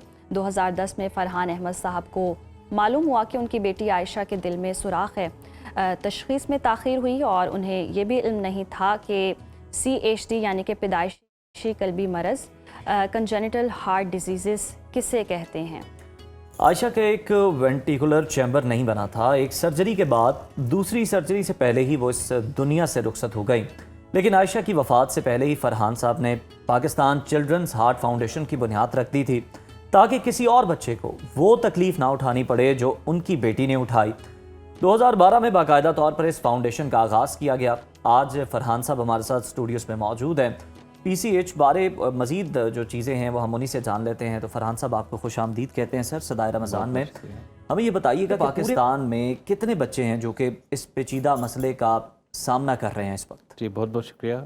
पाकिस्तान में जी अगर हम इंटरनेशनल नंबर्स को सामने रखें तो एवरी 1 आउट ऑफ 100 चाइल्ड यानी हर 100 में से एक बच्चे को पैदाइशी दिल का अर्जा होगा। पाकिस्तान में अगर यही शरह रखें, हालांकि ये चूँकि लो इनकम कंट्री हैं तो शायद इसमें ज़्यादा हो, लेकिन 1 आउट ऑफ 100 का इंसिडेंट रखें तो हम सालाना तकरीबन 60,000 से 70,000 बच्चे पैदाइशी जो दिल का मर्ज़ लेकर पाकिस्तान में पैदा हो रहे हैं। सही। अच्छा फ़रहान साहब, अगर हम इस इदारे की बात करें PCHF की, तो पिछले साल कितने बच्चों के ऑपरेशन हुए यहाँ पर? जी तो अल्हम्दुलिल्लाह हम जी जो मुस्तहिक बच्चे हैं जिनके वालिदैन के पास पैसे नहीं होते उनकी हार्ट सर्जरी को पूरे पाकिस्तान से स्पॉन्सर करते हैं। लास्ट ईयर अल्लाह के फजल से 1008 बच्चों की हार्ट की सर्जरी को पाकिस्तान चिल्ड्रन हार्ट फाउंडेशन ने स्पॉन्सर किया। एक बच्चे की हार्ट सर्जरी पर तकरीबन इस वक्त को 8.5 से 9.5 लाख रुपए का खर्चा आता है जी। अच्छा, और नेक्स्ट ईयर के लिए आपका या रवा साल के लिए आपका क्या टारगेट है इस पर? तो हम ना जी साइड बाय साइड एक तो बच्चों की ट्रीटमेंट करवा रहे हैं और एक पाकिस्तान का पहला बच्चों के दिल का हॉस्पिटल वो ज़ेर तामीर है। अल्लाह के शुक्र है हमें यूनिवर्सिटी ने ऑफ लाहौर ने लैंड डोनेट कर दी थी, ये 2021 की बात है। हमने बच्चों के हार्ट की जो हॉस्पिटल है उसकी इनाग्रेशन कर दी थी 21 मई। 2025 के अप्रैल में अल्हम्दुलिल्लाह बिल्डिंग कंप्लीट होगी, इसका एक फ्लोर कंप्लीट हो गया और यहाँ ओपीडी की सर्विसेज ऑलरेडी शुरू हो चुकी हुई हैं। अब हमारी कोशिश है कि हम इस यहाँ पर इन पेशेंट स्टार्ट करें। इसका मतलब है हमें एक कैथ लैब चाहिए, एक ऑपरेशन थिएटर चाहिए, 5 आईसीयू चाहिए और 5 बेड के कम से कम इतना जिससे हम बच्चों की हार्ट की सर्जरी शुरू कर सकें। सही। तो इस साल का हदफ है कि हम इसको स्टार्ट कर सकें। जी फरहान साहब, पूरे पाकिस्तान में ये जो सर्जरी की सहूलत है आप कैसे मुहैया करते हैं? जी, हमारे जितने भी बच्चों के कार्डियोलॉजिस्ट हैं ना, जिनके पास फर्स्ट सोर्स ऑफ इंफॉर्मेशन है, जिन तक बच्चे पहुंच जाते हैं अगर उनके दिल में कोई पैदाइशी मसला हो, एक तो हमने उनको ये सारी इत्तला दी होती है कि भाई अगर कोई बच्चा है जिसके दिल में सुराख है और उसके वालिदैन के पास पैसे नहीं हैं तो वो हमें कनेक्ट कर देते हैं। फिर हमारा सोशल मीडिया काफ़ी एक्टिव है। अगर आप गूगल पर से इतना लिखेंगे फ्री बच्चे की हार्ट की सर्जरी तो वो हमें कनेक्ट हो जाता है। फिर माशाल्लाह अब तक जो तकरीबन 5000 और 800 से ज़्यादा फैमिलीज ऑपरेट हो चुकी हैं, तो वो एक सोर्स ऑफ नॉलेज है to the rest of the mohalla also. यानी एक मोहल्ले में अगर फ्री में बच्चा ऑपरेट होता है तो पूरे मोहल्ले तक खबर जाती है, तो उनके थ्रू भी उनके थ्रू भी पहुंच जाते हैं हमारे तक भी। अच्छा फरहान साहब, आप इस फाउंडेशन के साथ बतौर वॉलंटियर रज़ाकार काम कर रहे हैं, आपकी जिम्मेदारियां क्या हैं, उस हवाले से भी ज़रा बताएं। जी अल्हम्दुलिल्लाह सुबह से शाम तक हमारी कोशिश होती है कि इस फाउंडेशन के लिए टोटल कमिटेड टाइम दे सकें। तो मेरी IT कंपनी, वहाँ से अल्हम्दुलिल्लाह मेरा घर का खर्चा चल जाता है, तो मैं एज ए CEO सुबह से शाम तक फाउंडेशन में होता हूँ। जी हमारा माशाल्लाह एक फंड रेजिंग डिपार्टमेंट है, फाइनेंस डिपार्टमेंट है, डोनर रिलेशनशिप डिपार्टमेंट है, रिसोर्स मोबिलाइजेशन डिपार्टमेंट है। माशाल्लाह कोई 35 के करीब लोग हैं अब इस फाउंडेशन में काम कर रहे हैं। तो क्योंकि हमारी कुछ चीज़ें जो डिफरेंट है वो ये है कि एक तो जो भी इंडिविजुअल हमें पैसे देता है वो किस बच्चे की हार्ट की ट्रीटमेंट पर गए हैं इसकी पूरी रिपोर्ट हम डोनर को दे सकते हैं। जी करेक्ट। यानी कि शफाफियत को भी यकीनी बनाया जाता है। अच्छा, आप और मिसबाउल हक की अगर हम बात करें, वो इस मकसद के लिए मिलकर दोनों काम कर रहे हैं। पिछले साल भी आप यहाँ आए थे, इससे पहले भी प्रोग्राम में आपको मदऊ किया था, तो आपने बताया था हमें सारी डिटेल्स। अब अस्पताल की स्टेज पर जी है। तो अब हमारा जी इन पेशेंट शुरू होने लगे और मिसबा भाई का मैं बड़ा शुक्रिया अदा करता हूँ कि जब से मिसबा भाई ने हमारे साथ शुरू किया काम, तो अल्हम्दुलिल्लाह उस दिन से एटलीस्ट आवाज़ लग गई है और बहुत सारे लोग जो है ना उनको कंजेनिटल हार्ट के बारे में आगाही हो गई है। तो मिसबा भाई के आने की वजह से अल्लाह का शुक्र है जो हॉस्पिटल फंडिंग है उसमें काफ़ी ज़्यादा हमें आप समझ लें कि सब्सटेंशियल इंक्रीज़ आया है।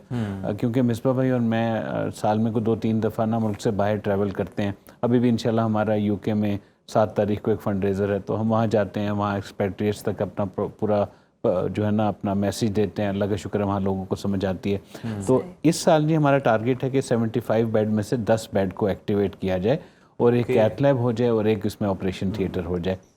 अच्छा फरहान साहब, ये बताइएगा कि ये जो आप हॉस्पिटल की बिल्डिंग बना रहे हैं ये कितने फ्लोर होंगे इसके और कितने बेड्स का हॉस्पिटल होगा ये, और इसको मुकम्मल ऑपरेशनल होने में क्या टारगेट क्या है, कब तक ऑपरेशनल हो जाएगा मुकम्मल हॉस्पिटल? जी तो ये ना पर्पस बिल्ड फैसिलिटी हमने बनाई है। इंशाल्लाह मैं आपसे रिक्वेस्ट करूँगा भी आप लोग भी आए वहाँ ज़रूर विजिट करें। तो एक तो ना वो हॉस्पिटल लगता नहीं है, एक तो हमने कोशिश की है कि बिकॉज जितने भी बच्चे जब कभी हॉस्पिटल में जाते हैं ना तो वो बहुत सहम जाते हैं एनवायरनमेंट देख के, भगदड़ तो देख के। हमने वहाँ पर कॉटन कैंडी भी रखी है और ऐसी मैं वो देख भी रहा हूँ, पॉपकॉर्न भी फ्री दिए जा रहे हैं तो बच्चों को उससे स्टॉल से। बच्चे का ना बिल्कुल उसको एक बात याद रह जाएगी कि भाई मैं कहीं हॉस्पिटल नहीं गया, बस उसका वो चेकअप था एक नॉर्मल। तो एक फ्लोर पूरा है जी जो ऑपरेशन थिएटर के लिए है। फर्स्ट फ्लोर हमारा जो OPD है ग्राउंड फ्लोर वो ऑलरेडी एक्टिवेट हो चुका है। जो सेकंड फ्लोर है वहाँ पर इंशाल्लाह हम प्राइवेट ICU बेड्स होंगे। आपने देखो यूजुअली आप हॉस्पिटल में जाते हैं तो एक बड़ा खुला सा ICU होता है, हम यहाँ ICU ऐसे कमरे की तरह बना रहे हैं ताकि पेरेंट्स ज़्यादा से ज़्यादा टाइम अपने बच्चों के साथ ड्यूरिंग ICU भी गुजार सकें। फिर एक फ्लोर थर्ड है वो पूरा का पूरा प्राइवेट रूम्स है। तो अभी हमारा पहला हदफ है कि इसमें से 5 बेड और 5 ICU टोटल 10 बेड के साथ हम इन पेशेंट स्टार्ट कर लें। ये इस साल का हदफ है। अगले कुछ सालों में इंशाल्लाह जैसे ही फंडिंग आती है तो हमारी नेक्स्ट कोशिश है कि 75 बेड का फेज़ 1 कंप्लीट हो जाए। जब इंशाल्लाह हमारा हॉस्पिटल कंप्लीट हो जाए तो हम साल के 2000 प्रोसीजर कर पाएंगे। ये भी बड़ा ज़रूरी है। देखें हमें 2010 से काम कर रहे हैं और अभी तक 5800 बच्चों की हार्ट की सर्जरी को स्पॉन्सर किया। जब इंशाल्लाह हमारा ये हॉस्पिटल फुली फंक्शनल हो जाएगा तो हम साल के 2000 बच्चे जो है ना उनकी सर्जरीज को और हार्ट चले हम ट्रीटमेंट को दुआ गो हैं स्पॉन्सर जल्द कर से जल्द पाएंगे हो जी। सके ये काम, और बड़ा ही आपका तो खूबसूरत मकसद भी है इसके पीछे। अच्छा, क्या आपके फंडिंग की आपने बात की है, फंड रेजिंग होती है, इदारे को ज़कात दी जा सकती है, और ये भी साथ साथ बताइएगा कि टैक्स इस्तिस्ना हासिल है? जी, बहुत अच्छा सवाल है आपका। एक तो अल्हम्दुलिल्लाह हमारा इदारे में ना ये जो पूरा शरिया का बोर्ड है, तो जो भी पैसे आप ज़कात की मद में देते हैं वो ज़कात के मुस्तहिक तक लगाना ये उनकी जिम्मेदारी होती है। तो फॉर्म सारे बने हुए हैं, तो इट्स कंप्लीट ज़कात एलिजिबल। सेकंड जो है जी, अल्हम्दुलिल्लाह हमारा जो ट्रांसपेरेंसी की बात है वो कि हम जो टॉप 4 ऑडिट फर्म है ना उनमें से एक से अपने हम ऑडिट कराते हैं। इस साल PwC ने हमें ऑडिट किया और सारी की सारी फाइनेंशियल स्टेटमेंट हमारी वेबसाइट पर मौजूद है। तीसरा, हम टैक्स एग्जेम्प्टेड हैं। जो भी पाकिस्तान में हमें डोनेशन देगा, मिसाल के तौर पर अगर आप मेरी 100 इनकम है, मैंने 10 रुपीज़ डोनेशन दे दी तो मुझे 90 के ऊपर टैक्स देना पड़ेगा। तो ये भी बहुत ज़रूरी, इसीलिए मैं अक्सर अपने प्रोग्राम में ये रिक्वेस्ट करता हूँ कि इदारों को ज़कात देने का इंडिविजुअल को भी फ़ायदा है। फिर यानी आप इंडिविजुअल को देंगे तो आपको रसीद भी नहीं मिलेगी, इसलिए बेहतर है कि इदारों को ज़कात दी जाए और फिर ज़कात की आप उसको टैक्स में एग्जम्पशन भी क्लेम कर सकते हैं। बिल्कुल ऐसे इदारों को दी जाए। अच्छा फरहान साहब, जो OPD के हवाले से आप बता रहे हैं, क्या वो बच्चों के लिए बिल्कुल फ्री ऑफ कॉस्ट है, बिल्कुल फ्री है, या फिर कोई मिनिमम फीस जो है वो रखी गई है वहाँ जी? पे? एब्सोल्युटली फ्री जी, बिल्कुल फ्री है, बेशक ये। और वो क्यों फ्री है? क्योंकि अगेन मैं आपको तो हमारा तो माशाल्लाह निज़ाम है ऐसा कि हमारे पास फुल टाइम कार्डियोलॉजिस्ट मौजूद हैं, फुल टाइम वहाँ एको की फैसिलिटी मौजूद है। आज अगर प्राइवेट कहीं से एको करवाई जाए तो उसका तकरीबन कंसल्टेशन और एको का खर्चा मिलाकर तकरीबन 5 से 7 हज़ार रुपया लगता है। अब आप देखें कि किसी अफोर्डिंग नॉन अफोर्डिंग के लिए भी एकदम इतनी अमाउंट देना कोई आसान काम नहीं है। तो अल्हम्दुलिल्लाह हमने जी अपने डोनर्स के साथ यही तय किया कि हम आपका पैसा मुस्तहिक तक लगाएंगे। और मेजॉरिटी लोग जो है ना अफोर्डिंग, वो तो जाहिर सी बात है कहीं ना कहीं से डॉक्टर्स के पास चले जाते हैं, उनको कोई फ़र्क नहीं पड़ता। हमारे पास मेजॉरिटी, मतलब आप समझ लें कि 100% लोग ही बेचारे मुस्तहिक आते हैं। इसलिए हमने कहा कि OPD में हम दवाइयाँ भी फ्री देंगे और उनका जो मुआवजा है ना और इलाज वो भी इंशाल्लाह फ्री होगा। अच्छा फरहान साहब, ये भी गाइड कीजिएगा, कोई अगर ऐसा पेशेंट है, वालिदैन परेशान हैं और राब्ता करना चाहते हैं, तो किस तरह से वो कांटेक्ट कर जी? सकते हैं? इसमें ना ये बड़ा ज़रूरी है, पहले तो हम होप ज़रूर सामने रखें, यानी कि ये बीमारी कैसी है कि अगर टाइमली डायग्नोस हो जाए और उसका ट्रीटमेंट हो जाए तो इंशाल्लाह फॉर लाइफ बच्चा ठीक हो जाता है। हाँ, शुरू में वालिदैन के लिए मुश्किल ज़रूर है कि भाई बच्चे की छाती खुलेगी, उसकी ऑपरेशन होगा, क्या होगा, लेकिन वो अल्लाह की शान ऐसी है कि विदिन 1 वीक ना बच्चे का रिकवरी भी हो जाती है, बच्चा बिल्कुल ठीक भी हो जाता है। तो मैं तो ये अक्सर उनसे कहता हूँ कि अगर खुदा न खास्ता किसी के घर में ये मसला है तो फौरी तौर पर ना हम जैसे इदारों से आप रब्ता करें, इंशाल्लाह डरें नहीं, बस आप जितनी जल्दी आप अपने कार्डियोलॉजिस्ट तक पहुँचें ताकि जल्द अज जल्द बच्चे का इलाज हो सके। बिल्कुल ठीक है। फरहान साहब, हमें ये भी बता दें आखिर में कि यकीनन लोग एहतियात देना चाहते हैं, अपने माल को पाक करना चाहते हैं, सदका देना चाहते हैं अल्लाह की राह में। आप USA, UK या और कंट्रीज़ में जाते हैं जहाँ आप नहीं जा पाते, वो ओवरसीज़ पाकिस्तानी क्योंकि पूरी दुनिया में फैले हुए हैं, वो आपको डोनेट करना चाहते हैं, तो सबसे ईजीएस्ट वे क्या है इसका? जी, तो सबसे आसान है जी, हमारी वेबसाइट है www.pchf.org.pk।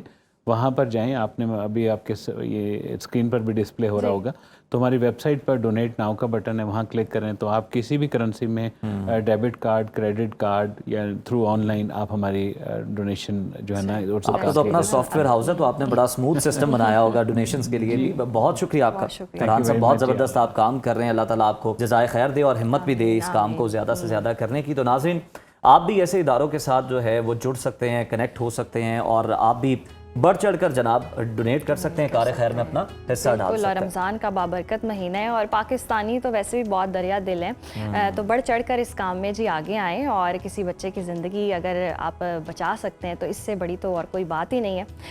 अभी वक्त हुआ है ब्रेक का, देखते रहिए सदाए रमज़ान। नाज़रीन, रमज़ानुल मुबारक का महीना अपनी बरक़ात बांटते हुए गुजरता जा रहा है, लेकिन इस बार मौसम के तेवर कुछ बदले बदले दिखाई देते हैं। फरवरी का ये आखिरी हफ्ता मार्च और उसकी शुरुआत आमतौर पर हम देखते हैं कि बहार की आमद का पता देती है, मगर महकमे मौसमियात की ताज़ा तरीन रिपोर्ट बताती है कि बालाई इलाकों में बारिशों का एक नया सिलसिला दस्तक दे रहा है। तो क्या ये बारिशें मैदानी इलाकों में गर्मी की शिद्दत को कम करेंगी या फिर हब्स में इजाफा होगा? जी बिल्कुल, आने वाले दिनों में देखेंगे मौसम कैसा रहेगा और जानेंगे भी। सबसे बड़ा सवाल तो कराची के मौसम का है, जहां लोग हमेशा सहर अफ्तार में समंदरी हवाओं के मुंतज़िर रहते हैं।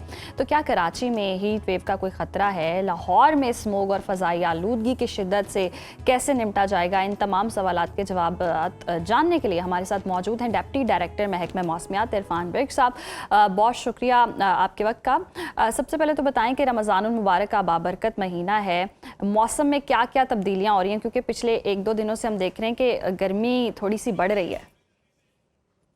देखिए अभी जो है ना पाकिस्तान के मैदानी इलाकों समेत ज़्यादातर इलाकों में बारिश का कोई इम्कान नहीं है। तो हम एक्सपेक्ट कर रहे हैं कि आने वाले दिनों में भी इसी तरह दर्जा हरारत जो दिन के होंगे वो बरकरार रहेंगे, बल्कि 1-2 डिग्री जो है मज़ीद इजाफा हो सकता है इनमें। अच्छा इरफान साहब, बालाई इलाकों में अगर हम देखें तो कहाँ कहाँ बारिशों की पेशगोई है और इससे दर्जा हरारत पर ओवरऑल क्या असर पड़ेगा? देखिए बालाई इलाकों में अभी कोई ऐसा बारिश बरसाने वाला सिलसिला जो है ना आने वाले दिनों में हम एक्सपेक्ट नहीं कर रहे।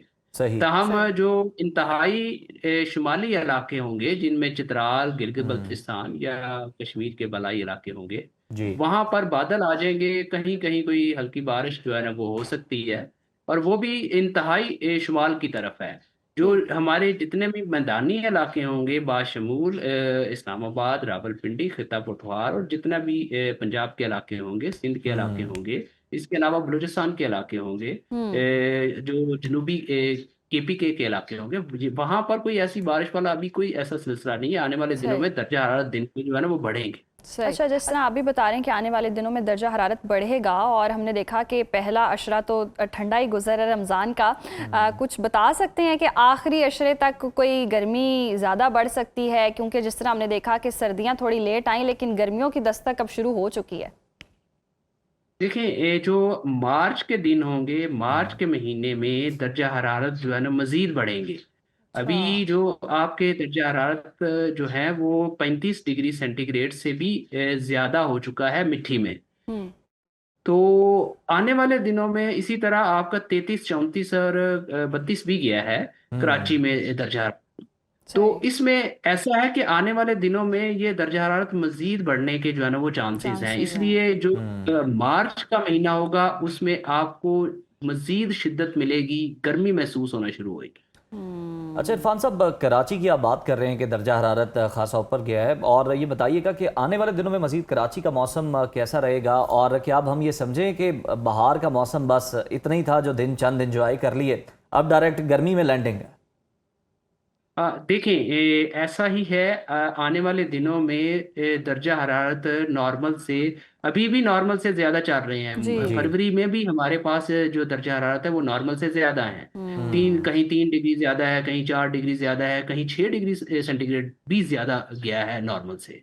तो आने वाले दिनों में खास तौर पे जो मार्च का आगाज होगा और मार्च के जो महीने में एक वेदर स्पेल है, लेकिन वो बिल्कुल आपको जैसा मैंने बताया ना कि बलाई इलाकों में होगा। तो उससे कोई फर्क नहीं पड़ेगा एज सच। अच्छा इरफान साहब, जिस तरह आप बता भी रहे हैं कि उससे कोई ख़ास फ़र्क नहीं पड़ेगा, और अगर हम देखें ग्लोबल वार्मिंग की वजह से भी पाकिस्तान में एक मौसमियाती शिफ्ट आया है, तो आपको क्या लगता है अब आने वाले दिनों में जब गर्मी होगी तो कितनी शिद्दत की होगी? देखिए जो है मौसमियाती तब्दीली की वजह से या ग्लोबल वार्मिंग की वजह से हुआ ये है कि जो बारिश के ड्यूरेशन है वो कम होता जा रहा है। यानी कि एक दिन जो 3 से 4 दिनों में बारिश हुआ करती थी वो 1 दिन पे आ गई है और मकदार भी कम हो गई है। जबकि आपके ड्राई डेज जो हैं वो बढ़ गए हैं। अब ड्राई डेज बढ़ने की वजह से आपकी जो यकदम जो गर्मी आती है वो महसूस होना शुरू हो गई। सही। इरफान साहब, कुछ दिन पहले सहरी के वक्त ये गुमान हो रहा था कि पता नहीं बड़ा अच्छा मौसम है, कोहरा छाया हुआ है, लेकिन वो एक्चुअली जब उसे फील किया तो वो स्मॉग थी, गले में भी महसूस हो रही थी लाहौर में। तो ये जो स्मॉग और फ़ज़ाई आलूदगी का सिलसिला है, ये गर्मी आने के साथ क्या मुकम्मल तौर पर ख़त्म होता, हम इसे देख रहे हैं? देखिए जैसे जैसे आप गर्मी की तरफ शिफ्ट होंगे, ये जो आलूदगी है, ये जो पोल्यूटेड पार्टिकल्स हैं एटमॉस्फेयर के अंदर, ये ऊपर उठ जाएंगे। ये ज्यादा जो है ना आपके हाइट के ऊपर चले जाएंगे। जब हाइट के ऊपर चले जाएंगे तो ये जब नीचे नहीं होंगे तो आपको इतना ज्यादा जो है वो स्मोग के एलिमेंट वो नीचे सरफेस के ऊपर नजर नहीं आए या महसूस नहीं होंगे या अफेक्ट नहीं करेंगे। बहुत शुक्रिया इरफान साहब आपके वक्त का। और आपके जिस तरह से हम देख रहे हैं पैटर्न भी चेंज हो रहा है, बारिशों का भी पैटर्न चेंज हो रहा है ग्लोबल वार्मिंग की वजह से। अब आने वाले दिनों में जब गर्मी आएगी तो वो भी शिद्दत की होगी और उसमें बस आवाम को यही चाहिए कि सब्र करें और एहतियात करें। आखिरी अशरा थोड़ा सा हो सकता है कि गर्मी बर्दाश्त करनी पड़े, लेकिन पहला अशरा तो सुकून का ही गुजरा है और ठंडा ही गुजरा है। क्रिकेट के मैदानों में भी खासी गर्मा गर्मी है जनाब, और क्रिकेट दीवानों के लिए भी खबरें हमारे पास हैं, वो किस तरह से भूल सकते हैं। T20 वर्ल्ड कप 2026 का आप देख रहे हैं कि जनाब सिलसिला जारी है, बड़े ज़बरदस्त मैचेस हो रहे हैं और अब एक ऐसे मोड़ पर यह वर्ल्ड कप आ चुका है जहां पर हम अगर देखें, एनालाइज करें तो हर गेंद जो है उससे दिलों की धड़कनें तेज़ हो रही हैं। इंडिया जो था वो बड़ा ओवर कॉन्फिडेंस था और उसके कॉन्फिडेंस के साथ क्या हुआ, जनूबी अफ्रीका के हाथों 76 रन से जो शिकस्त हुई। और फिर कल का मैच अगर हम उठाकर देखें तो वेस्ट इंडीज़ के हाथों जिम्बाब्वे को 107 रन के बड़े मार्जिन से जो कामयाबी हासिल हुई। पूरे ग्रुप की सूरत हाल जनाब बड़ी पेचीदा बन चुकी है, स्कोर बोर्ड जो है वो हिलकर रह गया है। क्या T20 वर्ल्ड कप किसी बड़े अपसेट की तरफ बढ़ता हुआ जा रहा है या फिर मामूल की मैचेस जो है वो आने वाले दिनों में हमें देखने को मिलेंगे? जी, और हम देख रहे हैं कि सिर्फ भारत ही नहीं, पाकिस्तान के लिए भी इंग्लैंड के खिलाफ होने वाला आज का मैच किसी जंग से कम नहीं है। और क्या शाहीन गैर मामूली खेल का मुजाहरा कर सकेंगे? इसके साथ साथ PSL फ्रेंचाइज सियालकोट स्टालियंस के 90% से ज़्यादा हिस्से से एक नए सरमायाकार ग्रुप को फ़रोख्त करने की क्या कहानी है इसके पीछे, इस अहम डेवलपमेंट पर भी बात करेंगे। हमारे साथ मौजूद हैं सैयद मोहम्मद अवैस, स्पोर्ट्स एनालिस्ट। बहुत शुक्रिया आपके वक्त का। जनूबी अफ्रीका के हाथों भारत की इबरतनाक शिकस्त और वेस्ट इंडीज़ की कामयाबी के बाद आप पॉइंट्स टेबल पर क्या पोजीशन बनते देख रहे हैं? देखें, अगर आप इस वर्ल्ड कप की बात करें तो चाहे वो सुपर 8 से पहले भी आपको पता जितने भी राउंड्स हुए हैं, सुपर 8 से पहले की बात करें ग्रुप स्टेज मैचेस, तो ये सबसे ज्यादा इंटरेस्टिंग वर्ल्ड कप था। आपने इसमें ऐसे दिल टूटते हुए ऑस्ट्रेलिया को भी देखा जो कि कभी जिंदगी में मैंने नहीं सोचा था कि ऑस्ट्रेलिया इतना जल्दी जो सा वो टूर्नामेंट से बाहर हो जाएगा। नेपाल को देखा परफॉर्म करते हुए, इंग्लैंड को टफ टाइम देते हुए देखा। तो एक अच्छी बात है कि एटलीस्ट जो नॉन टेस्ट नेशंस और जो ग्रुप ऑफ क्रिकेट आप बढ़ा रहे हैं उसके अंदर कंपटीशन आपको नजर आ रहा है। इस वक्त की सूरत हाल का ग्रुप है वो इतना ज्यादा मजेदार हो चुका है क्योंकि वेस्ट इंडीज आपको पता टॉप ऑफ द लाइन है 5 पॉइंट समथिंग के साथ। उसके बाद अगर आप साउथ अफ्रीका की बात करें दूसरे नंबर पर मौजूद है। इंडिया के लिए बहुत मुश्किल होगा क्योंकि आपने जो अगला मैच भी है वो आपने बड़े मार्जिन से जीतना है। या तो आपने 120-125 रन से दोनों मैचेस आपने अपने नाम करने हैं, वो जो कि मुश्किल होगा, इतना आसान होने वाला नहीं है। तो मेरे लिए ऑलमोस्ट मैं कहता हूँ कि इंडिया का जो वर्ल्ड कप है इस वक्त तो स्टेक पे लग चुका हुआ है। वैसे अगर आप वेस्ट इंडीज की बात करें तो मुझे याद है इस वर्ल्ड कप स्टार्ट होने से पहले हम खुद भी जब टीम्स की बात करते थे, जब टॉप 4 की आप बात करते थे तो उसके अंदर वेस्ट इंडीज है ही नहीं थी क्योंकि वेस्ट इंडीज के बारे में किसी ने इस चीज के बारे में सोचा नहीं था क्योंकि इससे पहले साउथ अफ्रीका वो गए, साउथ अफ्रीका से उनको शिकस्त हुई। वेस्ट इंडीज टीम आपको पता उधर भी पॉलिटिकल मामला हैं, गवर्नमेंट इन्फ्लुएंस टीम के अंदर होता है, बहुत से इश्यूज उनके चलते हुए हैं। लेकिन ये आपको क्रेडिट देना पड़ेगा डैरेन सैमी को, जिस तरीके से उसने इस पूरी टीम को एक इकट्ठा करके रखा। जो वर्ल्ड कप लड़के खेलते हुए तो उसके अंडर खेले हैं, उनको एक प्लेटफॉर्म पे लेके अब आपके सामने जिस तरीके से कल हेटमायर ने भी इनिंग्स खेली और कल ऐसे एक टाइम पे लगा कि शायद 350 स्कोर होगा, लेकिन जिम्बाब्वे को आपको दाद देनी पड़ेगी क्योंकि जिम्बाब्वे ने जितनी क्रिकेट खेली है उन्होंने बहुत तगड़ी क्रिकेट खेली है। आप सुपर 8 के अंदर वो जिस तरीके से सुपर 8 से अपना जब आप सुपर 8 की बात करते हैं, जब वो आए उन्होंने एक प्रॉपर तरीके से एक आके मैसेज दिया कि यार वो जिम्बाब्वे नहीं हम रहे, हम अपने आप को बड़ा तगड़ा अपना इस वक्त हम क्रिकेट के अंदर लेके चल रहे हैं। सिकंदर रजा की कप्तानी के अंदर बाबरा अपना इसने खास करके जिम्बाब्वे ने बहुत अच्छी परफॉर्मेंसेस दिखाई हैं। लेकिन अनफॉर्चुनेट है कल जो सिनेरियो था क्योंकि वन साइडेड मैच लगा। जिम्बाब्वे के बॉलर्स की बात करें वो बहुत ज्यादा शॉर्ट ऑफ द लाइन अपना उन्होंने बॉलिंग नहीं करवाई। एग्रेसिव अप्रोच जो वेस्ट इंडीज के खिलाफ वेस्ट इंडीज की तरफ से था वो ज्यादा प्रेशर आपको नजर आया जिम्बाब्वे के ऊपर। अनफॉर्चुनेट है लेकिन जिम्बाब्वे की जब बैटिंग की बात करते हैं कल जिस तरीके से इवांस ने और खास करके सिकंदर रजा ने बीच में आके इनिंग्स खेली तो दैट शोड के आने वाले टाइम के अंदर जिम्बाब्वे भी एक अच्छी साइड जरूर हो सकती है। जिम्बाब्वे भी एक अच्छी साइड हो सकती है, बिल्कुल। वैसे भारत दिफाई चैंपियन भी है, जनूबी अफ्रीका के खिलाफ 76 रन की जो शिकस्त है भारतीय टीम के मोराल को आप क्या समझते हैं? आइंदा मैचों में किस हद तक ये मुतासिर कर सकती है? देखिए करेगी क्योंकि इस वक्त इंडिया का जो -3 पॉइंट समथिंग के करीब उनका नेट रन रेट है, जो कि मैंने कहा ना पहले इनिशियली कि वो बहुत मुश्किल होता है कि आप उसको प्लस पे लेके जाए क्योंकि आपने जो अगला मैच होगा आपने कम से कम अगर आप पहले अगर आप बैटिंग भी करते हैं तो आपको 120 130 रन के हिसाब से आपको जीतना पड़ेगा। अगर आप दूसरे मैच की बात करें वो भी लगभग इसी अपना रन रेट से आपको जीतना है। फिर भी आपने देखना है आपने कि यार जो वेस्ट इंडीज और साउथ अफ्रीका का मैच है उसमें क्या होता है, क्या वेस्ट इंडीज को बुरी तरीके से शिकस्त होती है, फिर भी आप नेट रन रेट के ऊपर आप आ जाएंगे। तो ऑलमोस्ट मैंने कहा ना कि इस वक्त इंडिया का जो सफर है वर्ल्ड कप के लिए वो ऑलमोस्ट एहतमाम हो चुका हुआ है। एक चीज मैं जरूर कहना चाहूंगा, कहते हैं ना कि जब आप अपने सीनियर प्लेयर्स की आप इज्जत नहीं करोगे तो ये जरूर होगा आपके साथ। आपने विराट कोहली की, रोहित शर्मा की इज्जत नहीं की। विराट कोहली को आप बुरा भला कहते रहते कि मुझे याद है क्रिटिसाइज किया, वो T20 से साइड पे हुआ, आपके सामने जो इनकी परफॉर्मेंस अब है। अच्छा, आज पाकिस्तान इंग्लैंड के खिलाफ डू एंड डाई पोजीशन के साथ मैदान में उतरेगा। एक तरह से आज फाइनल मैच ही समझें। शाहीनों से कैसे खेल की उम्मीद की जा सकती है और आप क्या उम्मीद कर रहे हैं? देखिए मैच भी होने वाला तो नहीं है। मुझे पता है कि अगर आप दोनों टीम्स की बात करें, खास करके इस वर्ल्ड कप के अंदर, तो नेक टू नेक परफॉर्मेंसेस डामाडोली आपको नजर आई हैं। आप ओपनिंग डिपार्टमेंट अगर इंग्लैंड की बात करते हैं, अपनी भी बात करें, तो आपको पता है वहाँ बटलर परफॉर्म नहीं करे या साइम अयूब परफॉर्म नहीं करे। वहाँ पर थोड़ा सा अगर आप मिडिल ऑर्डर के अंदर आ जाए, उनका मिडिल ऑर्डर भी आपको इतना ज्यादा सच सस्टेनेबल नजर नहीं आता, क्योंकि ब्रुक हैं चाहे बैंटन, उनकी परफॉर्मेंसेज आज सच नहीं है।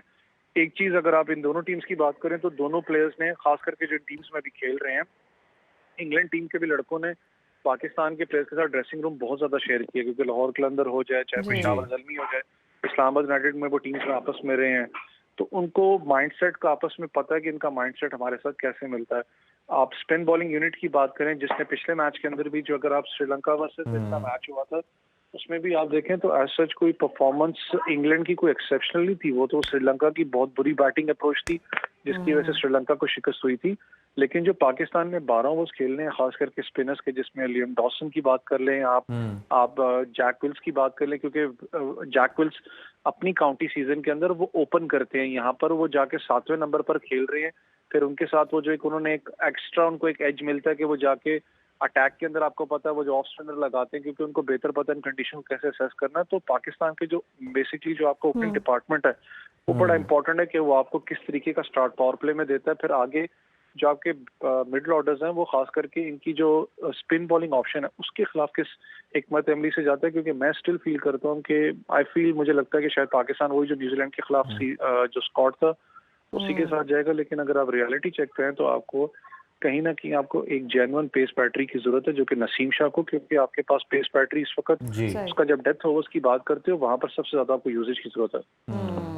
बिल्कुल ठीक है वैसे, बहुत शुक्रिया आपके वक्त का। और बिल्कुल हम देखिए आज का जो मैच है वो भी बड़ा ज़बरदस्त होने वाला है। हमारे लिए तो वो फाइनल की हैसियत ही रखता है। और इंग्लैंड के साथ जनाब हमारा मैच है और हर गेंद पर नज़र होगी। लोग बहुत ज़्यादा इस मैच को लेकर एक्साइटेड है और देखना ये भी है कि क्या कोई सरप्राइज़ मिल सकता है इस मैच के अंदर या नहीं। और फिर आज के बाद जो है वो बड़ा क्लियर हो जाएगा कि कौन सी टीमें हैं जो कि जनाब सेमीफाइनल के अंदर पहुंचती हैं या नहीं। भारत का तो चांस बड़ा कम ही लग रहा है जो भारत के साथ हुई है। चांस तो कम लग रहा है, लेकिन हम पाकिस्तान के लिए दुआ कर सकते हैं। रमज़ानुल मुबारक का बाबरकत महीना है और वाकई दुआएं हैं, दुआएं रंग ले आए हमारी कोई कि ये जीत जाएं किसी तरह, फतह समेट लें। और हम भी खुशी से जी मुबारकबादें दे रहे हो और अनाउंस कर रहे हो कि फाइनली पाकिस्तान जीत गया। ये ना कहना पड़े कि तुम जीतो माजी में भी हमें रमज़ान के महीने में खुशखबरियां मिली हैं क्रिकेट के मैदानों से। तो आज भी हम उम्मीद करते हैं। लेकिन आप देखिए जो इंडिया के साथ हुआ ना, किस तरह आप जनूबी अफ्रीका वालों का मजाक उड़ाया करते थे, उन्हें चोकर्स कह के, और फिर आपने एक 2024 में एक ऐड भी बनाई जो चली बहुत ज़्यादा, तो फिर उन्होंने आज आपको चौक करके रख दिया। 76 रन के बड़े मार्जिन से जो इंडिया की हार हुई है, इंडिया बर्दाश्त ही नहीं कर पा रहा। इंडियन फैंस जो हैं वो जनाब इतनी तनकीद कर रहे हैं, इतना क्रिटिसाइज कर रहे हैं अपनी टीम को कि लगता नहीं है कि उनकी टीम अब दोबारा फॉर्म में आ पाएगी वाकई। और चलें, इंडिया का भी गुरूर खाक में मिला है। वो अपने आप को बहुत ही कोई प्रधानमंत्री समझ रहे थे खेल का, तो उनको भी सबक मिल गया। लेकिन यस अगेन, अगर पाकिस्तान की अब बात कर रहे हैं, क्योंकि अब हमें तो दुआएं ही करनी चाहिए। इस वक्त इफ्तार का भी वक्त होने वाला है, तो सब मिलकर बड़ा अच्छा टाइम होता है, का वक्त है, तो ज़रूर जी दुआ करें कि पाकिस्तान जीते। हमें दीजिए इजाज़त। सदाए रमज़ान की इस खुसूसी ट्रांसमिशन से कल फिर मुलाकात होगी। अल्लाह हाफ़िज़।